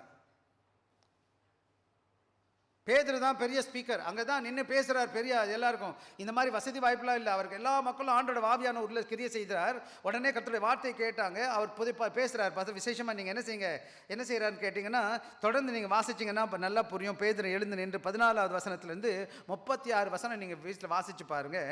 பேதுருடைய பெரிய பிரசங்கம் இதுதான், முதல் பிரசங்கம் இயேசு கிறிஸ்துவுக்கு அப்புறம். ஏசு உயிர்த்தெழுந்து பரமேறின பிறகு என்னது, இதான் முதல் பிரசங்கம் பண்ணுறாரு. 14வது வசனத்தை தொடங்கி அதான் வாசிச்சிங்கன்னா போதும். 14வது வசனம் மட்டும் வாசிங்க எனக்காக. அப்பொழுது பேதுரு 11 ஒருவரும் கூட நின்று அவர்களை நோக்கி உரத்த சத்தமாய், யூதர்களே, வாசம் பண்ணுகிற ஜனங்களே, நீங்கள் எல்லாரும் அறிந்து கொள்வீர்களாக, என் வார்த்தைகளுக்கு செவி கொடுங்கள். என்ன செய்யறான்? சத்தத்தை உயர்த்தி பேசுறான், பிரசங்கம் பண்றான். அவன் என்ன சொல்ல வரான்? நீங்க எந்த இயேசு அடிச்சிங்களோ அதான்டா ரட்சகரப்பா, அவர் தான் உனக்கு மீட்பை தருவார், அவர் தான் இந்த உலகத்தில் உன் பாவத்துக்காக மரிச்சவர், அவர் தான் வேதத்தில் சொல்லப்பட்ட மேசியா என்று சொல்லி என்ன செய்யறாரு? விளக்குகிறார். அதை கேட்ட உடனே அந்த வசனம் குத்திருச்சு உங்களுக்கு. அவங்க இருதயத்தில் என்ன செஞ்சிச்சு? குத்தப்பட்டவர்களாகி, பிரிக்டிங் த ஹார்ட்னு சொல்லுவாங்க. குத்தப்பட்டவங்க என்ன கேட்க, நான் என்னையா பண்ணணும் அப்படின்னு கேட்குறாங்க. கேட்ட உடனே அவர் சொல்கிறார், இயேசு கிறிஸ்து என்ன செய்யணும் அப்படின்னு சொன்ன உடனே, நான் எத்தனை பேர் ரட்சிக்கப்பட்டாங்க? 3000 பேர் அந்த நேரமே என்ன செஞ்சாங்க? தங்கள் வாழ்க்கை ஒப்பு கொடுக்குறாங்க. இப்போ இது புது கம்யூனிட்டி, இதுதான் புது. இப்போ தான் என்னாச்சுன்னு கேட்டிங்கன்னா, அவங்க இருதயம் மாற்றப்படுகிறது. மாற்றப்பட்டதுனால என்னன்னு கேட்டிங்கன்னா, அவங்க எல்லாம் ஒரே தேவனுடைய பிள்ளைகளாக மாறுறாங்க, ஐக்கியமாக மாறுறாங்க. அவர்களுக்கெல்லாம் என்ன இருக்குது? வெவ்வேறு இடத்துல வந்திருக்கிறாங்க, வெவ்வேறு பாஷைகளை பேசுகிறவங்களாக இருக்கிறாங்க. ஆண்டோட ஆவியானவர் எல்லாரையும் ஒருமனப்பட்டவர்களாய், ஒரே குடும்பமாய், ஒரே சரீரமாய் ஆண்டோடைய தேவ திருச்சபையில் அவரை இணைத்துக்கிட்டார். இன்றைக்கி எல்லாருக்கும் ஒரே ஒரு திருச்சபை, ஒரே ஒரு அப்பா, ஏசப்பா. ஏசப்பாவோட கிருபைனால நானும் நீங்களும் உடைய பிள்ளைகளாக மாற்றிருக்கோம். இங்கே கூட நீங்கள் பார்த்தீங்கன்னா, நம்மலாம் வெவ்வேறு வெவ்வேறு இடத்துல இருந்து வளர்ந்துருக்கிறோம், வெவ்வேறு பின்னணியில் வந்திருக்கிறோம், வெவ்வேறு இடத்துல வேலை பார்க்குறோம், வெவ்வேறு வெறுப்பு இருக்குது. இருந்தாலும் நாம் இங்கெல்லாம் கூடி வந்ததுக்கு ஒரே ஒரு நோக்கம் என்னன்னு கேட்டால், ஆண்டோட ஆவியானவர் என்னை செஞ்சிருக்கிறார், என்னை தொட்டு இருக்கிறார், என்னை மனக்கண்களை திறந்திருக்கிறார், ஆண்டவராக இயேசு கிறிஸ்துவின் பிள்ளையாக என்னை மாற்றியிருக்கிறார். எனவே இங்கே நான் வந்து உட்கார்ந்துருக்கிறேன். இன்னொன்று நான் உங்களுக்கு சொல்லித்தரேன். இந்த சாயங்காலம் கூட கொண்டு வந்தது அந்த ஆவியானவர் தான் என்னை கொண்டு வந்திருக்கிறார். நானும் நீங்களும் வரல. இந்த வாய்ப்பை ஆண்டவர் எனக்கு கொடுத்துருக்கிறார். இதை தான் இங்கிலீஷில் சொல்லுவாங்க சாவரிட்டி ஆஃப் காட்னு சொல்லுவாங்க. இதை தான் இறையாண்மைன்னு சொல்லுவோம். இந்த உலகத்தில் சகலத்தையும் அவர் ஆண்டு கொண்டிருக்கார். என்னுடைய லைஃப்பில் நான் எதுவும் செய்யலை. அவருடைய, நான் ஒரு ஆங்கிலத்தில் சொல்லுவாங்க பப்பெட்னு சொல்லுவாங்க. நம்ம எல்லாம் என்னவா இருக்கிறோம்? பொம்மலாட்டம், பொம்மை மாதிரி தான். அவர் செய்ய செய்ய செய்ய நம்ம போயிட்டு இருக்கிறோம், வந்துட்டு இருக்கிறோம். நம்முடைய லைஃப்பில் நடக்கிற ஒவ்வொரு காரியமும் யார் தான் செஞ்சிட்ருக்காரு? அவருடைய அனுமதி இல்லாமல் நடக்காது. இங்கே கூட அப்படி தான் நடந்துச்சுங்க. எல்லாரும் வந்திருக்கிறாங்க 3000 பேர். இப்போ 3000 பேருக்கு மேலே ஒரே சபையாக இருக்கிறாங்க, ஒரே இடத்துல கூடி இருக்கிறாங்க. என்ன செய்ய, வெவ்வேறு இடத்துல வந்தவங்க இருக்கிறாங்க, வீடு வசதி வாய்ப்பு இருக்கிறவங்க இருக்காங்க, பணம் உள்ளவங்க இருக்கிறாங்க, பொருள் உள்ளவங்க இருக்கிறாங்க, சில ஏழைகள் கூட இருக்கிறாங்க. ஆனால் எல்லாரும் எப்படிப்பட்டவங்களாக இருக்கிறாங்க? ஒரே குடும்பமாக இருக்கிறாங்க. எப்படிப்பா இருக்கிறாங்க? ஆனால் ஒரு முக்கியமான காரியங்க முக்கியம். இன்றைக்கி நம்ம ஒரு 7-8 காரியங்கள் சுருக்கமாக சொல்லிட்டு நான் வேகமாக போகணும். முதலாவது என்ன நடந்துச்சுன்னு கேட்டிங்கன்னா, 42வது வசனம் வாசிக்கிறேன். முதல் பகுதி எனக்காக வாசிங்கப்பா. ஒரே ஒரு நிப்பாட்டு. முதலாவது என்ன பிரச்சனைன்னு கேட்டிங்கன்னா, அது கற்றுக்கொள்கிற என்னதுன்னு கேட்டிங்கன்னா, அப்போஸ்தலரோட உபதேசம். 4 முக்கியமான காரியம். ஒரு வீட்டுக்கு 4 தூண் இருக்கும்போது தான் நல்லா நிற்கும். 4 தூண் நல்லா இல்லைன்னு வச்சுக்கோங்களேன், அந்த வீடு நல்லா நிற்காது. நாற்காலி மாதிரி வச்சுக்கோங்களேன். அதை நம்முடைய வாழ்க்கையில் 4 மூலையிலும் நல்ல தூண் இருக்க போல், என்னுடைய ஆவிக்குரிய வாழ்க்கையில், என்னுடைய சபையில் எப்படிப்பட்ட காரியம் காணப்படணும்? 4 முக்கியமான காரியம் காணப்படணும். முதலாவது அப்போஸ்தலரோட உபதேசம். என்னதுமா? அப்போஸ்தலர் உபதேசம்னா என்னன்னு கேட்டிங்கன்னா, அவங்க எல்லாரும் ஒருமனப்பட்டவர்களாக ஒரே காரியத்தில் இருந்தாங்க. என்னன்னு கேட்டிங்கன்னா, அதுதான் அஸ்திபாரம், ஃபவுண்டேஷன் ஆஃப் என்னது கேட்டிங்கன்னா, ஒரு நல்ல ஆரோக்கியமான உபதேசம். இன்னும் சொல்ல போனால், பொதுவான காரியங்களுக்கு இதுவரை அதை செய்ய இதை செய்ய, அவன் சொன்னான், அவன் பேச்சலாம் இவன் பேச்சலாம் கேட்கல. ஏன் அப்போஸ்தலர் உபதேசம் கேட்கணும்னு கேட்டிங்கன்னா, அவர்கள் தான் ஆண்டவராக இயேசு கிறிஸ்துவோட கூட இருந்தவங்க, அவங்க தான் இயேசு கிறிஸ்துவை பார்த்தவங்க, ஆண்டவருடைய வார்த்தையை நேரடியாக கேட்டவங்க. அவர் தான் ஆண்டவராக இயேசு கிறிஸ்துவின் சாட்சியாக இருக்கிறாங்க. மற்ற யாரும் அப்படி கிடையாது. ஆண்டவர் அவர்களுக்கு என்ன இருக்கு கேட்டிங்கன்னா, அவர்கள் சொல்கிற காரியத்தில் என்ன இருந்துச்சு? அதிகாரம் இருந்துச்சு. வேற யாரும் சொன்னால் நம்ப முடியுமா? இந்த அப்போஸ்தலர்கள் என்ன செய்கிறாங்க? பின்னாடி நாட்களில் எல்லாருமே தங்கள் ஜீவனை இந்த விசுவாசத்துக்காக கொடுக்குறாங்க. எல்லாரும் உயிரை கொடுத்துருவாங்க. அவங்க சொன்னதில் உண்மை இருந்துச்சு அன்பான பிள்ளைகளே. ஏன்னு கேட்டிங்கன்னா, இயேசு கிறிஸ்துவை பார்த்தவங்க, தொட்டவங்க, அவரோட சம்பாஷிச்சவங்க, அவரோட ஊழியத்தில் எல்லாத்தையும் பார்த்து வந்தவங்க என்ன செஞ்சாங்கன்னா, அவர்கள் சொல்கிறது தான் ஆண்டவரோட நற்செய்தி. இயேசு கிறிஸ்துவின் சுவிசேஷம்னா எங்கே இருக்கும்? இது இவர்கள் தான் நமக்கு கொடுத்துருக்குறாங்க சுவிசேஷம். மத்தேயு, மார்க்கு, லூக்கா, யோவான், அப்போஸ்தலர் இது எல்லாத்தையும் யார் கொடுத்தா? இந்த அப்போஸ்தலர் கொடுத்துருக்குறாங்க. இந்த அப்போஸ்தல உபதேசம் இவர்கள் தான் பார்த்ததுனால இவங்க கேட்குறாங்க. எல்லாரும் 3000 பேர் உட்காடுறாங்க, டெய்லி கேட்குறாங்க. என்ன செய்கிறாங்க? ஆண்டவரோட உபதேசம் கேட்டிருக்காங்க. இயேசு கிறிஸ்து போதித்த போதனை பேசுகிறாங்க. இயேசு கிறிஸ்து எப்படி எப்படி வாழணும் இந்த உலகத்தில், அவர் மரித்ததை பற்றி பேசுகிறாங்க. அவர் எப்படி உயிர்த்து வாழ்ந்தார், எப்படி மரித்தார், எப்படி உயிர் தெழுந்தார், எல்லாத்தையும் அவங்க விளக்கி சொல்கிறாங்க. இதுக்கு முன்னாடி இது தெரியுமா யாருக்காச்சுன்னு கேட்டிங்கன்னா யாருக்கும் தெரியாது. சபையுடைய அஸ்திபார உபதேசம் என்னன்னு நல்லா புரிஞ்சுக்கணும் நீங்கள் எல்லாரும். இயேசு கிறிஸ்து எப்படி வாழ்ந்தார், இயேசு கிறிஸ்து எப்படி மரித்தார், இயேசு கிறிஸ்து எப்படி உயிர் தெழுந்தார், இயேசு கிறிஸ்து எப்படி பரமேறினார், இயேசு எப்படி மறுவர் வரப்போகிறார், இதெல்லாம் யார் எனக்கு சொல்லிக் கொடுக்குறது? யார் சொன்னா? அப்போஸ்தலர் தான் கற்றுக் கொடுத்தாங்க. இயேசு கிறிஸ்து எத்தனை புத்தகம் எழுதினார்? யார் எழுதுனது எல்லாத்தையும்? இவங்க தான் கண்ணால் பார்த்தவங்க. இவங்க தான் எனக்கு எழுதி கொடுத்துருக்குறாங்க. இந்த சீஷர்கள் யார் அங்கே இருக்கிறாங்க அந்த நேரத்தில்? எல்லாரும் வைராக்கியமாக ஆண்டவர் வசனத்தை சொல்ல. இவங்க 12 பேரும் என்ன செய்ய பம்பரமாக வேலை பார்க்குறாங்க. எப்படி வேலை பார்க்குறாங்கப்பா? ஒவ்வொரு நொடியும் ஆண்டவருக்காக உயிரை கொடுக்க தயாராக இருக்கிறாங்க. ஆக இன்னைக்கு நம்முடைய வாழ்க்கையில் இந்த திருச்சபை அஸ்திபாரம் எதில் இருக்கணும்னு கேட்டிங்கன்னா, முதலாவது பில்லர், முதலாவது தூண் என்னவா இருக்கணும்னு கேட்டிங்கன்னா அப்போஸ்தல உபதேசம். அந்த அப்போஸ்தல உபதேசம் எங்கே இருக்குன்னு கேட்டிங்கன்னா, இந்த வேத வசனத்தில் நமக்கு தெளிவாக எழுதி கொடுக்கப்பட்டிருக்குது.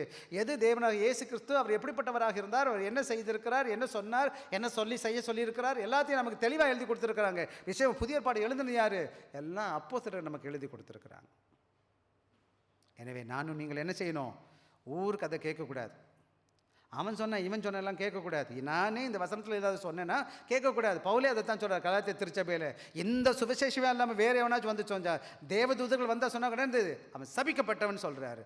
இன்றைக்கி நீங்களும் நானும் எவனாச்சும் வந்து குடுகுடு பாடிக்கிட்டு எனக்கு தீர்க்க தரிசனம் இருக்குது, அது இருக்குது, இது இருக்குன்னு கதை விட்டுட்டு கண்ணை மூடிக்கிட்டு இதை விட்டுட்டு வெளியில் எங்கேயும் சொன்னான், தயவு செய்து நம்பாதீங்க. அவன் போய் பேசுகிறான். தயவு செய்து நல்லா கவனமாக. முதலாவது அப்போஸ்தல உபதேசம். அப்படின்னா என்ன உபதேசம்? எதுக்கு உபதேசம் வேணும்? அது கற்றுக்கொள்கிற சபை. Learning church. Church keep on learning. ஆண்டவரை பற்றி கேட்டுக்கிட்டே இருக்கணும். அன்பான பிள்ளைகளே, கடந்த 30 வருஷத்துக்கு மேலே நான் ஊழியத்தில் இருக்கேன். 45 வருஷம் ரட்சிக்கப்பட்டு இருக்கிறேன். இன்னும் வேதத்தை வாசிக்கிறேன், போதிக்கிறேன், கற்றுக்கொள்கிறேன். இன்னும் கற்று முடியல. எப்போ முடியும்னு எனக்கு தெரியல. எனக்கு கற்றுக்கிறது நான் கொஞ்சம் தான் கற்றுருக்கிறேன். இன்னும் கற்றுக்கணும் எனக்கு ஆசை இருக்குது. எழுதணும்னு நிறைய ஆசை இருக்குது. ஆக நீங்கள் நினச்சி பாருங்கள், நம்ம என்ன கற்றுருக்குறோன்னு சொல்லிட்டு. கற்றது கல்லாதது. அப்போ உலகம் எப்படி கற்றுக்கிறது? எப்போ கற்றுக்கிறது? எனக்கு நேர்மை இல்லையே. ஒரு ஊழியக்காரர் இருந்தார். அவர் சாகர் தருவாயில் அவங்கள்ட்ட கேட்டாங்க, ஐயா, ஒரு ரொம்ப ஃபேமஸான ஊழியக்கார், நீங்கள் உங்கள் வாழ்க்கையை திருப்பி வாழ்கிறோன்னு நினச்சிங்கன்னா என்ன ஐயா செய்ய விரும்புகிறீங்க அப்படின்னு கேட்டாங்க. அவர் சொன்னார், நான் எந்த ஊருக்கும் போக விரும்பலை. நான் உட்காந்து கர்த்தருடைய வேத வசனத்தை கருத்தாக வாசிக்கணும். எனக்கு நான் ஊழியம் அங்கே போகிறேன் இங்கே போகிறேன் எல்லா ஊழியம் நான் நேரத்தை செலவு பண்ணி நான் கற்றுக்கல. இன்றைக்கி நம்ம என்ன பண்ணுறோன்னா, நிறையா காரியங்கள் செய்ய விரும்புகிறோம். ஆண்டோட வேதவசனத்தை கேட்குறதுக்கு எனக்கு நேரம் கிடையாது, கற்றுக்கொள்வதற்கு நேரம் கிடையாது, படிக்கிறதுக்கு நேரம் கிடையாது. விசேஷமாக என்ன பண்ண மாட்டோம்? பைபிள் எடுத்து வாசிக்கிறதுக்கு நேரமே கிடையாது. அன்பான பிள்ளைகளே, நீங்கள் பெரிய சொத்தை விட்டுறீங்க. இன்றைக்கி மற்ற மார்க்கங்களில் உங்களுக்கு ஒன்றுமே கற்றுக் கொடுக்க மாட்டான். ஏன்னா கடவுள் அறியாத பின்னணியில் நான் வந்திருக்கிறேன். அங்கே எனக்கு எதுவுமே கற்றுக் கொடுத்தது கிடையாது. சும்மா அப்பா அம்மா சொன்னது போய் செஞ்சுக்கிட்டு வந்துட்டு இருந்தோம். இன்றைக்கி உங்கள் கையில் உங்கள் கண்களை திறந்து கடவுள் கொடுத்துருக்கிறார். வேதத்தை தெளிவாக தமிழ் மொழியில் எழுதி கொடுத்துருக்குது. உங்களுக்கு புரியலைன்னா வாங்க, நாங்கள் மாதிரி ஆள் இருக்கோம் கற்றுக் கொடுப்பதற்கு. நீங்கள் கற்றுக்கொள்வதற்கு என்ன செய்யக்கூடாது? முதல் திருச்சபை என்ன பண்ணுச்சுன்னு கேட்டிங்கன்னா, என்ன செஞ்சாங்க? கர்த்தருடைய வார்த்தையை கருத்தாக கற்றுக்கிட்டாங்க. அதான் ரொம்ப முக்கியமானது. எப்படி கற்றுக்கிட்டாங்கன்னு சொல்லுது அந்த வசனம் 42. உறுதியாய் எப்படி இருந்தாங்களா? அப்போஸ்தல உபதேசத்திலும் அந்யோன்யத்திலும் அப்பம் பிற்கிறதிலும் ஜெபம் பண்ணுறதிலும். ரொம்ப முக்கியமானது என்னென்ன? உறுதியாக தரிச்சிருக்கிறாங்களாம். உறுதி. கற்றுக்கொள்கிற காரியத்தில் விட்டு விலகவே கிடையாது. அவங்களுக்கு ஆர்வம், ஆண்டவரை கற்றுக்கொள்ளணும், ஆண்டவரை பற்றி கற்றுக்கொள்ளணும், ஆண்டவரை என்ன செஞ்சார், என்ன சொன்னார், நான் என்ன பண்ணணும். நான் ஊழியத்துக்கு வரும் பொழுது நான் ஒரு 10-20 வருஷம், அதாவது 17-18 வருஷம் நான் சர்ச்சில் மெம்பராக இருக்கேன், மினிஸ்ட்ரிலாம் பார்த்துட்டு இருக்கிறேன். நான் ஊழியத்துக்கு வந்ததுக்கு காரணம் எப்படின்னு கேட்டிங்கன்னா, நான் ஊழியம் கற்றுக்கிறதுக்காக வரல, நான் ஊழியம் செஞ்சுக்கிட்டு தான் இருந்தேன். முதல்ல எனக்கு பைபிளே தெரியல. எப்படி நான் பைபிளை கற்றுக்கிறது? பைபிள் காலேஜ் போனால் தான் கற்றுக் கொடுப்பான்னு சொல்லிட்டு என்ன செஞ்சேன்? கவர்மெண்ட்டில் தான் வேலை பார்த்துட்டு இருந்தேன். வேலையை விட்டுட்டு நான் பைபிளை தூக்கிட்டு ஓடி வந்துட்டேன். எல்லாம் கிறுக்கேன்னு திட்டினானுங்க என்னை. ஆமாம், அந்த நேரத்துக்கு கிறுக்க மாதிரி தான் இருந்திருக்கேன். ஏன்னா அவனுக்கு என்னது கவர்மெண்ட் வேலையை விடுவானே அவனாச்சும் 28 29 வயசில், சின்ன வயசு, கல்யாணமும் ஆகலை. பைபிளை தூக்கிட்டு என்ன பண்ணிட்டேன், நான் பாட்டுக்கு பைபிள் காலேஜுக்கு வந்துட்டேன். ஆண்டவர் இங்கே நிப்பாட்டி வச்சுருக்காரு உங்களுக்கு முன்னாடி. இன்னும் சொல்ல போகிறேன். அதுக்கப்புறம் படித்தேன், இப்போ படிச்சுட்டு தான் இருக்கிறேன். எனக்கு இன்னும் பத்தலை கற்றுக்கிட்டது. தயவுசெய்து கற்றுக்கொள்கிறத நிப்பாட்டாதீங்க. லைஃப் லாங் லேர்னிங் சொல்லுவாங்க சிங்கப்பூரில். லைஃப் லாங் லேர்னிங், வாழ்க்கை முழுவதும் வாழணும். விசேஷமாக இந்த உலகத்தில் எந்த காரியத்தை கற்றுக்கொள்ளையோ இந்த வேதத்தை தயவு செய்து கிரமமாக கற்றுக்கங்க. இது பொக்கிஷம், இது நித்திய வாழ்க்கை. இதுதான் இந்த உலகத்தில் எப்படி வாழணும் வாழக்கூடாதுன்னு கற்றுக் கொடுக்குது. இந்த வேதத்தை வாசிக்கிற உங்கள் பிள்ளைங்க இந்த உலகத்தில் புத்திசாலியாக இருப்பாங்க. இந்த உலகத்தில் எல்லாத்தையும் இழந்து போனாலும் இந்த வேத வசனம் அவன் வாழ்க்கையில் என்ன செய்யும், அவனை நல்ல மனுஷனாக மாற்றிடும். சரியா? அடுத்தது வாங்கலே, ரெண்டாவது அது அப்போஸ்தலர் உபதேசத்திலும். அடுத்து என்ன பண்ணாங்க? ரொம்ப முக்கியமானது என்னன்னு கேட்டிங்கன்னா, அவர்கள் எல்லாம் எப்படி இருந்தாங்கன்னா அப்படி பாண்ட், அதான் ஒருமனப்பட்டுன்ற வசம் பார்த்தீங்களா? இங்கிலீஷில் சொல்லுவாங்க கொய்னோனியான்னு சொல்லுவாங்க. என்னப்பா சொல்கிறது? கொய்னோனியா. கிரீக்கில் என்ன சொல்லுவாங்க? கொய்னோனியான்னு சொல்லுவாங்க. கொய்னோனியா என்னென்னா கிறிஸ்டியன் ஃபெலோஷிப்னு சொல்லுவாங்க. இந்த உலகத்தில் மற்ற நண்பரோட பழகுவோம், வைப்போம், எல்லாம் பண்ணுவாங்க, அவன் பாட்டுக்கு வேலையை காமிச்சிட்டு போயிடுவான். இது கிறிஸ்தவ ஐக்கியம் எப்படிப்பட்டதுன்னு கேட்டிங்கன்னா, அன்பான பிள்ளைகளே, வெறும் காப்பி குடிக்கிறதுக்கும் பேசுகிறதுக்காக இல்லை. அது ஆண்டவருடைய பிள்ளைகள் நாம் என்ன செய்கிறோன்னு கேட்டிங்கன்னா, எல்லாத்துலேயும் ஆண்டவருக்காக, ஆண்டோட அன்பில், ஆண்டோட விசுவாசத்தில், ஆண்டோட வழிநடத்துதலில், ஆண்டோடைய காரியம் கற்றுக்கொள்கிறதுல ஒரு சரியான பிணைப்பு, இனம் புரியாத ஒரு அன்பு, இனம் புரியாத விசுவாசம், இயேசு கிறிஸ்துவின் பிள்ளையாக இருக்கிறதுனால எல்லா விதமான பாகுபாடையும் பிரித்துட்டு இவங்க வெவ்வேறு பாஷைகளை பேசுகிற மக்கள் வெவ்வேறு நாட்டிலேருந்து வந்திருக்கிறாங்க. ஆனால் எப்படி இருக்கிறாங்க? ஒரே குடும்பத்தின் பிள்ளைகளை போல ஏசாமி பிள்ளைகளாக இருக்கிறாங்க, அன்போடு இருக்கிறாங்க. இன்றைக்கி சில சபைகளில் நான் எனக்கு வருத்தம் தான், பல வேலைகளை பிரிவுகளை பார்க்கும்போது என்னடா பிசாசு வேலை பார்க்குறாங்களேன்னு சொல்லிட்டு. நம்ம எப்போதும் ஆண்டோட பிள்ளை, ஏசாமி பிள்ளை, ஏசாமி பிள்ளையாக இருக்கிறதுனால எந்த விதத்துலையும் பாகுபாடு பார்க்கக்கூடாது, பிழிவு பார்க்கக்கூடாது. ஆண்டோடைய ஏசுசாமி பிள்ளையாக நான் வந்திருக்கிறேன். நானும் ஏசாமி பிள்ளைங்க, நீங்களும் ஏசாமி பிள்ளைங்க. ஏசப்பாவோட கிருபைனால எனக்கு ஆண்டோட பிள்ளையாக வந்திருக்கேன். அதே ஆவியான எனக்குள்ளே இருக்கிறார், அதே வேதவசனம், அதே ஆசீர்வாதத்தை கடவுள் கொடுத்துருக்கிறார். எப்படி நான் பாகுபாடு பார்க்குறது?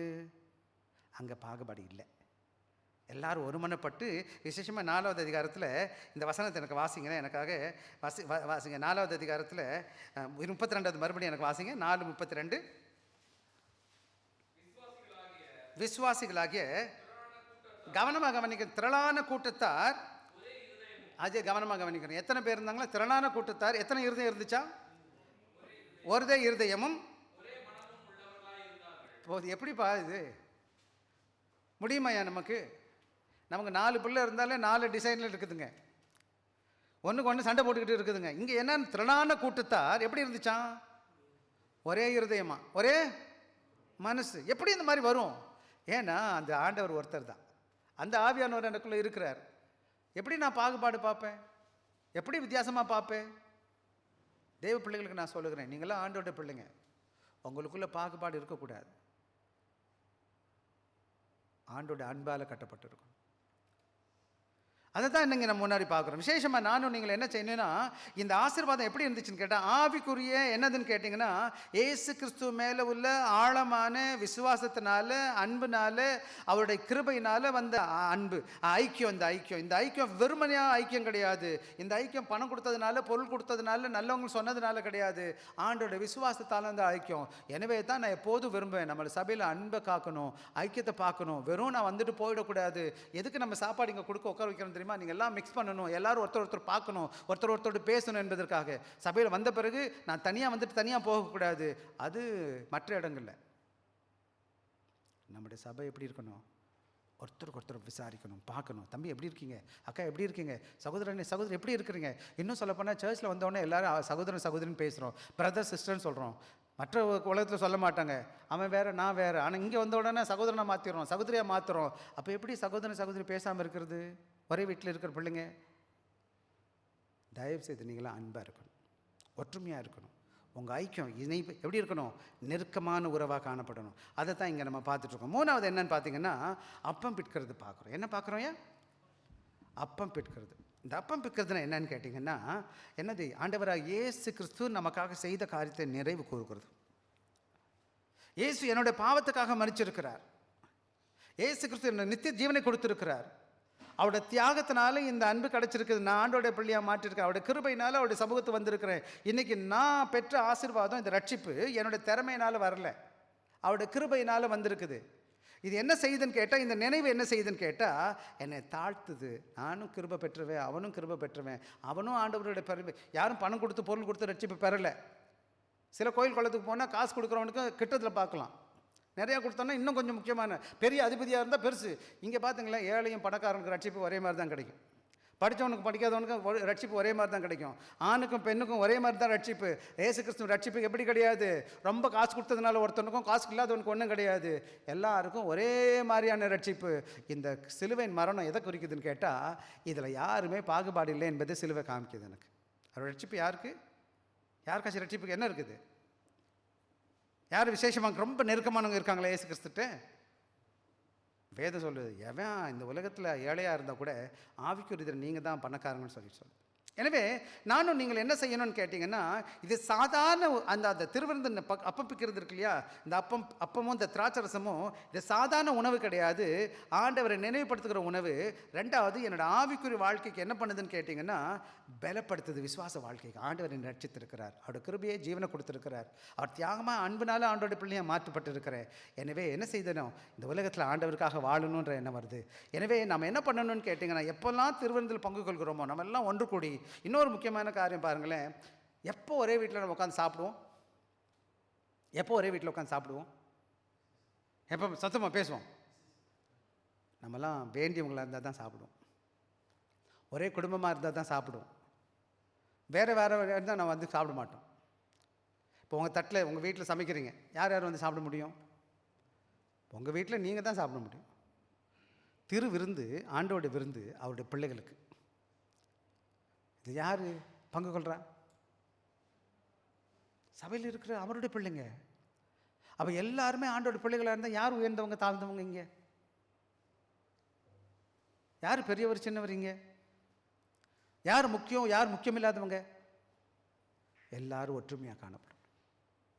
இந்த திருவிருந்து வந்து எந்த காமிக்கிறதுன்னு கேட்டால், உங்கள் அன்பின் வெளிப்பாடு, கிறிஸ்துவின் அன்பின் வெளிப்பாடு மாத்திரம் கிடையாது, அவர் நம்மை அவருடைய மகனாக மகளாக அவருடைய சரீரத்தில் இணைச்சிருக்கிறார்.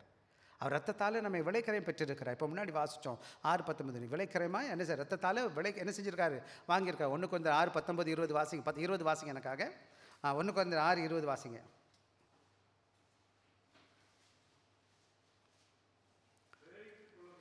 கிரயத்திற்கு கொல்லப்பட்டீர்கள், ஆகையால்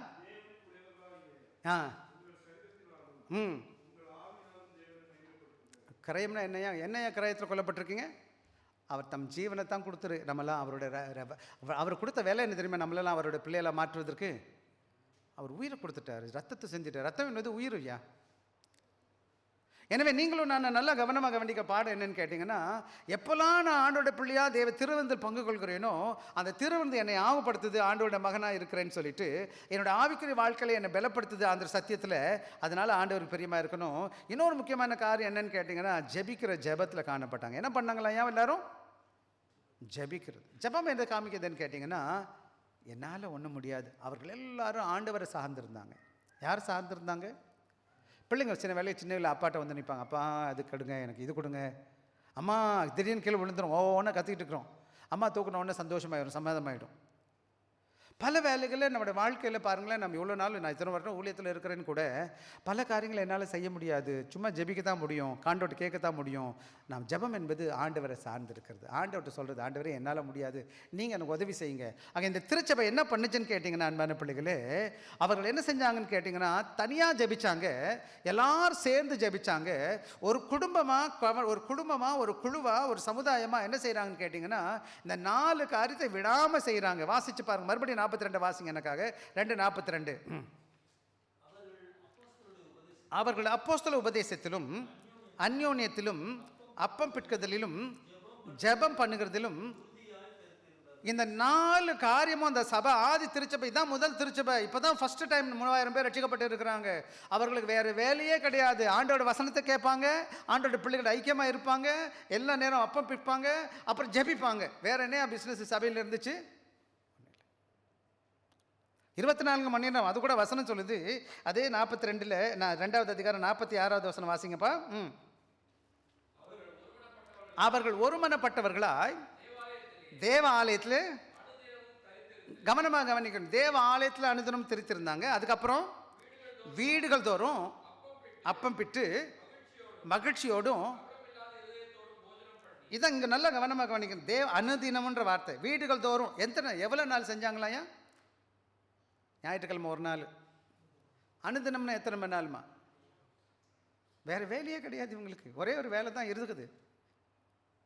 இங்கே பாருங்களேன், நம்ம ஞாயிற்றுக்கிழமை கூட வரதுக்கு ஓனும் ஒப்பாரி வச்சுக்கிட்டு இருக்கோம். ஐயோ இந்த அல்ல வேறு தள்ளு, பாஸ்டருக்கு வேலையே கிடையாதுப்பா, என்னை கூப்பிட்டுட்டே இருக்கிறார். என்ன, நீங்கள் நல்லா இருக்கணும்னு நான் நினைக்கிறேன், அதுக்கு தான் நான் கூப்பிட்றேன். நீங்கள் நல்லா இருக்கணுமா இல்லை? என் பிள்ளை டெய்லி பள்ளிக்கூடம் போய் நல்லா படித்தா யாருக்கு நல்லது சொல்லுங்கள், நீங்கள் சொல்லுங்கள்.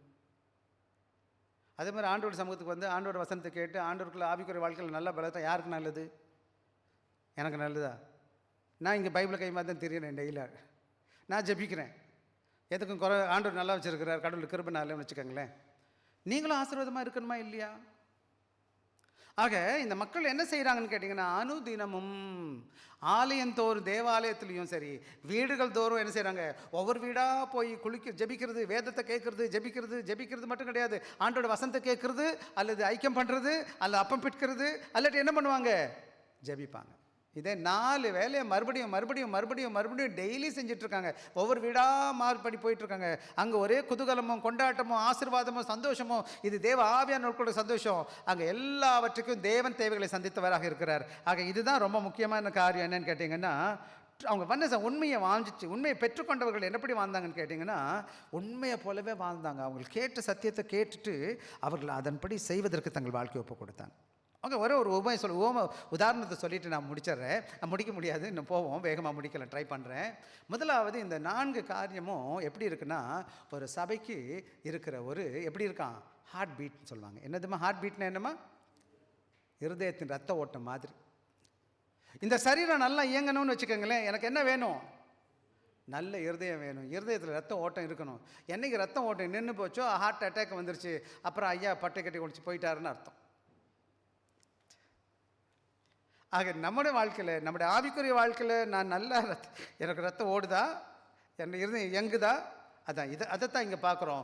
ஒரு சபை, ஆவிக்குரிய சபை நல்லா இருக்கணும்னு கேட்டிங்கன்னா, இன்றைக்கி அப்போஸ்தல உபதேசம் எதை போல் இருக்குன்னு கேட்டிங்கன்னா, அந்த ரத்தம் ஓடுவதற்கு என்ன வேணும்? ஆக்சிஜன் வேண்டது பாரு.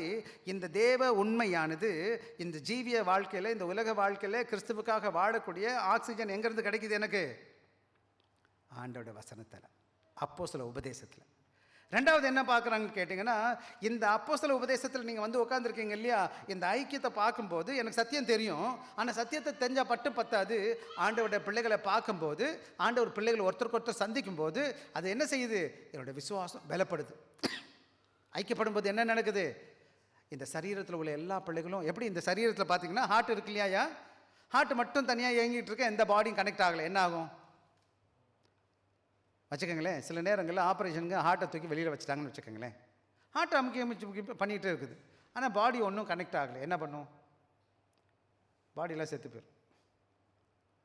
அதே மாதிரி என்னோட ஆவிக்குரிய வாழ்க்கையில் இந்த இருதயம் வளரணும்னு சொன்னால், ஆவிக்குரிய இருதயம் என்னன்னு கேட்டால், ஆண்டோட விசுவாசத்தில் நான் ஆண்டோட வசனத்தை கேட்டு அவரோட சத்தியத்தில் கேட்டுட்டு ஆண்டோட பிள்ளைகள் ஐக்கியத்தில், அந்த ஐக்கியமானது எப்படி இருக்குன்னு கேட்டால், எல்லா விதமான ஐக்கியங்கள் சரீரத்தில் உள்ள எல்லா பாகங்களும் இணைக்கப்பட்டு இருக்கிறது போல அந்த ஐக்கியத்தில் காணப்பட்டுட்டு, அது மாத்திரம் கிடையாது, எனக்கு உணவு வேணுமா வேணாமா? இந்த சரீரம் நல்லா ஆவிக்குரிய வாழ்க்கையில் வளருவதற்கு, இந்த சரீரம் நல்லா இயங்குவதற்கு ரத்தம் வேணும், ஆக்சிஜன் வேணும், ஐக்கியம் வேணும். ஆனால் நல்ல உணவு வேணுமா என்னையா வேணுமா?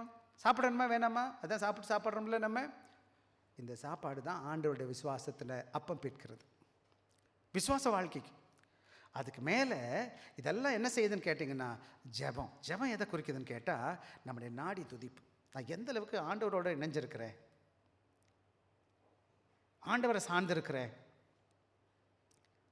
இதெல்லாம் constant rhythm of dependence on head and who is Jesus Christ. ஆண்டவராக இயேசு கிறிஸ்துவ இணைஞ்சிருக்கிறேன், நான் ஜெபிக்கிறேன், அப்பம் பிட்கிறேன், என்ன செய்கிறேன்? தேவ பிள்ளைகளோட ஐக்கியத்தில் ஜெபத்தில் காணப்படுகிறேன். இதெல்லாம் ஒன்றோடு ஒன்று சேர்ந்து காணப்படணும். எப்போ இந்த சபை என்ன நல்ல ஒரு ஆவிக்குரிய வாழ்க்கையில் நீங்கள் நல்லா கவனமாக நீங்கள் பலவேளை ஞாயிற்றுக்கிழமையில் வந்து வேத வசனம் கிடையாது, ஜெபம் கிடையாது, அல்லது பிள்ளைகளோட ஐக்கியம் கிடையாதுன்னா நீங்கள் ஆவிக்குரிய ரீதியில் நல்ல நிலைமையில் இல்லைன்னு அர்த்தம். எனவே when the heart is strong, regular, the whole body is healthy, vibrant and growing.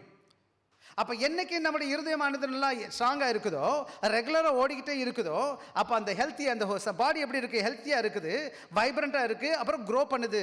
அதே போல் நீங்களும் அப்போஸ்தல உபதேசத்திலும் அந்யோன்யத்திலும் அப்பம் பிடிக்கிறதிலும் ஜெபத்தில் என்ன செஞ்சுருக்கணும், உறுதியாக தரிச்சிருந்தாங்க. அப்போ சபை என்ன செய்யுது, 4 தூணில் நல்லா ஸ்ட்ராங்காக இருக்குன்னு அர்த்தம். இங்கே தான் கதை. அப்படி ஒரு சபை இருக்குமானா எப்படியா இருக்கும்? என்னங்க, என்ன தம்பிங்களா? ஹெல்த்தி சர்ச், ஆரோக்கியமான சபை, வைப்ரண்ட் சர்ச்னு சொல்லுவாங்க. வைப்ரண்டானது எல்லாருக்கும் பிரகாசிக்கிற ஒரு திருச்சபையாக இருக்குது. அது மாத்திரம் கிடையாது, அந்த சபை ஆவிக்கிற வாழ்க்கையிலையும் சரி உலகத்தில் வளர்ந்துட்டு இருக்கு. அதுக்கப்புறம் உள்ள காரியங்கள் வேகமாக முடிப்போம், டைம் ஆயிடுச்சு எனக்கு. The 3 outcome of evidence of God's presence. எந்த ஒரு திருச்சபை அப்போஸ்தல உபதேசத்திலும் அந்யோன்யத்திலையும் அப்பம் பிடிக்கிறதுலையும் ஜெபத்திலும் தரித்து இருக்குதோ அங்கே தேவனுடைய பிரசன்னம் இருக்குது. என்ன இருக்குதுங்க? எங்கே தேவ ஆவியானவர் இருக்கிறாரோ அங்கே என்ன இந்த காரியங்கள் நடந்துட்டு இருக்கோ அங்கே என்ன நடக்குது? ஆவியானவர் இருக்கார். 43வது வசனத்திலிருந்து வாசிப்போம். எல்லாருக்கும் பயம் வந்துருச்சு. அப்போஸ்தலர்களாலே அநேக அற்புதங்களும் அடையாளங்களும் செய்யப்பட்டது. விசுவாசிகள் எல்லாரும் ஒருமித்திருந்து இங்கே நடந்த நிறைய வாசிக்கலாம். என்ன நடந்துச்சுன்னா எல்லாருக்கும் பயம் வந்துருச்சு. யாருக்கு பயம் வந்துருச்சுன்னு நினைக்கிறீங்கப்பா? யாருக்குமா பயம் வந்துருச்சு? விசுவாசிகளுக்கு மத்தியிலும் பயம் வந்துருச்சு. இது மாத்திரம் கிடையாது, அந்த சபை என்னைக்கு தேவனுடைய வல்லமையான செயல்பாடு நடக்குதோ, இங்கே தேவ பிரசன்னம் இருக்குதோ, அங்கே மக்கள் கேஷுவலாக வருவாங்களா, இஷ்டத்துக்கு நடப்பாங்களா? ஆண்டோட வல்லமை வெளிப்படுத்துறதை நான் பார்க்குறாங்க, ஆண்டோட கிரியை நடக்கிறத பார்க்குறாங்க. அவங்களுக்கெல்லாம் தேவன் மேலே பயம் வந்துருச்சு. என்னன்னு கேட்டால், ஆண்டவர் தம்முடைய வாழ்க்கையில் என்ன செய்கிறார்? ஒவ்வொரு ஆத்மாக்களை செயல்படுகிறது. இது என்னன்னு கேட்டிங்கன்னா, மனுஷனால செய்யப்பட்டது கிடையாது, உடுக்கு அடித்ததுனால வந்தது கிடையாது. அன்றைக்கெல்லாம் உடுக்கெல்லாம் அடிக்கலை. முதல் நூற்றாண்டில் என்ன செய்யலை? இப்பயாச்சும் நமக்கு எங்கேயோ மூலங்கள்லாம் இருக்குது, அங்கெல்லாம் என்ன கிடையாது, அவ்வளோ மூலம்லாம் கிடையாது. ஆண்டோட வார்த்தை, ஆண்டோட பிள்ளைக்கு உண்மையான அன்பு, உண்மையான வேத வசனத்துக்கு எந்த உடுக்கடிக்கிறது தேவை கிடையாது. தேவை இருந்தால் அடிச்சுக்கோங்க, முடிஞ்சால் பரவாயில்லை, கொஞ்சம் நல்லா செய்யுங்க. ஆனால் அது இல்லை. அன்னைக்கு அவங்க மனிதர்களால் உருவாக்கலை. ஆண்டவருக்கு பயப்படுற பயம் அற்புத அடையாளம் நடக்கிறதுக்குனால அப்போ சொன்ன என்ன நடந்துச்சாங்கய்யா? 43வது வசனம். எல்லாருக்கும் பயம் உண்டாயிற்று. அப்போஸ்தலர்களாலே எப்போது தேவனுடைய வசனத்துக்கு தேவ பிள்ளைகள் காணப்படுகிறார்கள், கீழ்ப்படுகிறார்களோ அங்கே தேவன் தம்முடைய செயல்பாட்டை செய்கிறவராக இருக்கிறார். அங்கே பெரிய என்ன நடக்குது? அற்புத அடையாளம் நடக்கிறத காரியம். ஆண்டவர் தம்முடைய வல்லமையை வெளிப்படுத்துகிறவர். எப்படி தேவ பிள்ளைகள் பயப்பட ஆரம்பிக்கிறார்களோ, தேவ சபையில் என்ன நடக்குது? தேவன் வல்லமை வெளிப்படுத்தப்படுது. அடுத்த வேத வசனத்தை எனக்காக வாசிக்கலாம். அப்புறம் என்னாச்சுன்னு கேட்டேன். அன்றைக்கி இருக்கிற சமுதாயத்தில் வந்துச்சு. அது மாத்திரம் கிடையாது, 44, 45 வாசிங்க எனக்காக. விசுவாசிகள் எல்லாரும் ஒருமித்திருந்து சகலத்தையும் பொதுவாக வைத்து அனுபவித்தார்கள். காணியாட்சிகளையும் விற்று ஒவ்வொருவருக்கும்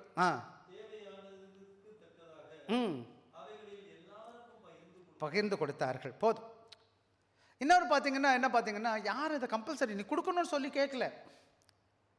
சார் கம்யூனிசம் கொள்கையெல்லாம் நீ கொடுத்தே ஆகணும்னு சொல்லி பிடிங்கிருவாங்க, உங்கள் சொத்தெல்லாம் பிடிங்கிருவாங்க. இவங்க அவங்களா வந்து தாரம் பண்ணுறாங்க, தர்மம் பண்ணுறாங்க, ஆண்டவரோட ஊழியத்துக்கு கொடுக்குறாங்க. இந்த சபையிலும் கடந்த 20 வருட காலம் நீங்கள் இருந்திருப்பீங்க, நல்லா வந்திருப்பீங்க. நான் யார்ட்டையும் உங்கள்கிட்ட காசை நான் கேட்டது கிடையாது, கேட்க போகிறதும் கிடையாது. உங்களுக்கு கடவுளே நம்ம கொடுங்க, கடவுள் உங்கள் சபையில் உங்களுக்கு. ஆனால் கொடுக்குறது நீங்கள், கடவுள் கொடுக்கணும். ஆண்டவர் பெரிதான கிருபைனால எனக்கு நல்லா தெரியும் என்னோட ஆண்டவர் என் தேவைகளை சந்திப்பார்னு சொல்லிட்டு முடிஞ்சால் நான் கொடுக்குறேன். எந்த ஒரு திருச்சபையில் தேவனுடைய ஆவியானவர் செயல்படுகிறாரோ, எங்கே தேவ பிள்ளைகள் ஆண்டோட வசனத்துக்கு கீழ்ப்படுகிறார்களோ, எங்கே தேவனுக்கு அவங்க கனப்படுத்த ஆரம்பிக்கிறார்களோ, அவங்களுக்கு தேவ பயம் வர ஆரம்பிக்கும். தேவன் தம்முடைய வெள்ளமையை வெளிப்படுத்துகிறவராக இருப்பார். ஆண்டவருடைய இருதயத்தில் தேவ பிள்ளைகளுக்கு பாரத்தை கொடுப்பார். அவர்கள் எல்லாருக்கும் உதவி செய்வாங்க. இன்னொன்று பார்த்தீங்கன்னா, எல்லாரும் ஒருத்தர் மேலே அன்பாக இருப்பாங்க. ஏழை பணக்காரன் படித்தவன் படிக்காத எந்த பாகுபாடும் இருக்காது. எல்லாரும் ஒருத்தருக்கு ஒருத்தர் உதவி செய்வாங்க இல்லையா? அது என்னன்னு கேட்டிங்கன்னா, அது ஆவியானவர் கொடுத்த அன்பு. யார் கொடுத்த அன்புப்பா? ஆமையா. இது மாத்திரம் கிடையாது. என்னன்னு கேட்டிங்கன்னா, அங்கே இருக்கிற எல்லா பேரியரும் உடைச்சிட்டாரு. எல்லா பேரியர்னா எல்லா தடங்களும் என்ன செஞ்சிச்சு, நீ வேற நான் வேற, நீ பணக்காரன் ஏழை அப்படி யாரையும் பார்க்கல. எல்லாரும் ஒருப்பட்டு எல்லாம் ஒருமனப்பட்டிருக்காங்க. எல்லாரும் சேர்ந்து எல்லாரும் ஒருவனுக்கு தேவையானவர்கள் என்ன பகிர்ந்து கொடுத்தார்கள். அவர்கள் எல்லாரும் எப்படி இருந்தாங்களா, ஒருமனப்பட்டவர்களா, எப்படிப்பட்டவங்களா இருந்தாங்களே? ஆமாங்க. எல்லாரும் கொடுத்து உதவி செய்கிறத நம்ம பார்க்கணும். அடுத்த பகுதி என்னன்னு கேட்டிங்கன்னா, என்ன நடந்துச்சுன்னா 44:5 வாசிங்கப்பா. 6 கடைசி வாசிங்க.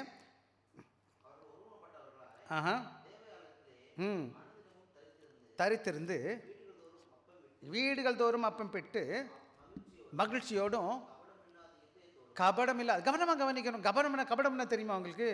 வெளியில் ஒன்று பேசுவாங்க, உள்ளுக்குள்ள இன்னொன்று வச்சுருப்பாங்க. என்ன பேசுவாங்க? தோத்திரம் பிரதர் அப்படின்வாங்க. ஆனால் உள்ளுக்குள்ள எப்படி இருக்கும்? மோசமான ஆள்றா அப்படின்னு நினைப்பாங்க. அவங்கள்ட்ட கசப்பு இல்லை, கபடம் இல்லை. அவங்க பேசுகிற முகத்தில் ஒரே மாதிரி இருந்தாங்க. அது மாத்திரம் கிடையாது. 47 எப்படி இருந்துச்சுன்னு வாசிங்க. ம் ம் ஆ ம் அவங்க சந்தோஷமாக இருந்தாங்களா? சந்தோஷம்னா தங்கம் கொடுக்குறது வெள்ளி கொடுக்குறதுனால வந்தது கிடையாது. ஆண்டோட அன்பால், ஆண்டோட இருதயத்தில் கர்த்தருடைய வசனம் இருந்ததுனால, தேவ ஆவியான வழி நடத்தினால, தேவ பிள்ளைகளை பார்க்கறதுனால அவர்களுக்கு சந்தோஷம் வந்துச்சு. வெரி ஜாய்ஃபுல்னு சொல்லுவாங்க. எப்படி இருந்தாங்களா? Infectious joys, a joyful church. அந்த சபை எப்படி இருந்துச்சுன்னு கேட்டிங்கன்னா, பவக்தியான reverent church, a generous church. அப்போ கூட கிடையாது, அ ஜாய்ஃபுல் சர்ச். அந்த சபை எப்படி இருந்துச்சு? சந்தோஷமாக இருந்துச்சு. இன்றைக்கி இசை இல்லாமலும் சந்தோஷமாக இருக்க முடியும். ஆண்டோட அன்பு இருந்துச்சுன்னா, ஆண்டோட வழி நடத்தி இருந்துச்சுன்னா, அது மாத்திரம் கிடையாது. கடைசியில் வசனம் 17வது வசனம் 47வது வசனம் என்ன இருக்குதுன்னு கேட்டிங்கன்னா, அது நடந்ததுனால கடைசியில் ஒரு முக்கியமான காரியம் என்னன்னு கேட்டிங்கன்னா, ஒரு உதாரணம் போட்டிருக்கேன். இந்த சபை எப்படிப்பட்டதாக இருந்துச்சா, க்ரீன் ஹவுஸ்ன்னு சொல்லுவாங்க. க்ரீன் ஹவுஸ்னால் பார்த்துருக்கீங்கன்னா, அந்த படம் பார்த்தீங்கன்னா உங்களுக்கு புரியும். க்ரீன் ஹவுஸ்னால் என்னங்க? சில வேலைகளில் ஒரு இடத்துல என்ன செய்வாங்க, பெரிய தோட்டத்தில் ஒரு க்ரீன் ஹவுஸ் போட்டிருப்பாங்க. க்ரீன் ஹவுஸ்னால் அது நல்லா ஒரு பாட்டு போட்டுட்டு அதுக்குள்ளே நல்ல என்ன வச்சுருப்பாங்க. அந்த சபைக்குள்ளே சில முக்கியமான அந்த என்ன செய்வாங்கன்னா, சரியான டெம்பரேச்சர், அங்கே எந்த பூச்சி பூரம் வர முடியாது. அது அழகாக லைட்லாம் போட்டு அழகாக பராமரிப்பாங்க. அதுக்குள்ளே வளருது. எப்படி வளரும்?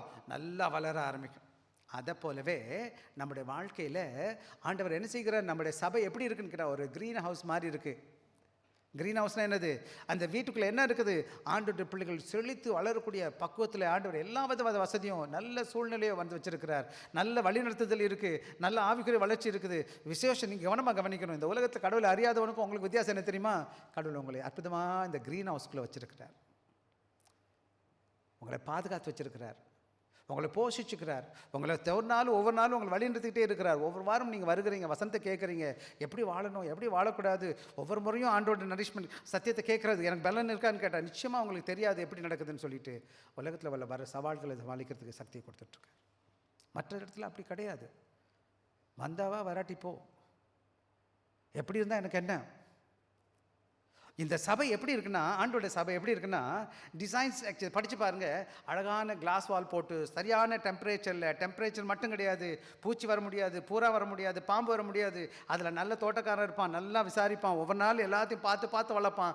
அந்த சூழ்நிலை வாழும்பொழுது எப்படி வளரும்? நல்லா வளரும் அந்த உள்ளே இருக்கிற செடி. அதுபோல் நீங்கள் ஆண்டோடைய பாதுகாப்பில் இந்த க்ரீன் ஹவுஸில் இருப்பீங்கன்னா எப்படி வளருவீங்க? செழிப்பாக வளர ஆரம்பிப்பீங்க. நேரம் ஆகிப்போச்சு பாருங்கள், நம்ப குடுக்குன்னு ஓடி போச்சு. ஐயோ ரொம்ப முடி போச்சு. கடைசியில் 48வது வசனத்தை சொல்லிட்டு முடிச்சிடறேன். என்ன நடந்துச்சுன்னு கேட்டிங்கன்னா, ஆண்டவர் தம்முடைய பிள்ளைகளை என்ன செஞ்சாராம்? கடைசி வசனம் 47 முடிங்கப்பா. தேவனை துதித்து தனங்கள் எல்லா இடத்துலையும் தனவன் பெற்றிருந்தார்கள், ரட்சிக்கப்படுகிறவர்களை. அன்பான பிள்ளைகளே, நல்லா புரியணும்.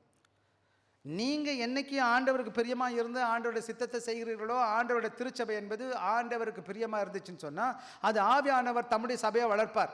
யார் வளர்க்குறா? அவர் தம்முடைய ஜனங்களை கொண்டு வருவார். நான் போய் விழுந்து கூட்டிகிட்டு வர தேவை கிடையாது. ஆனால் என்னுடைய கடமை இருக்குது, நான் போய் சொல்லணும், அது வேறு கதை.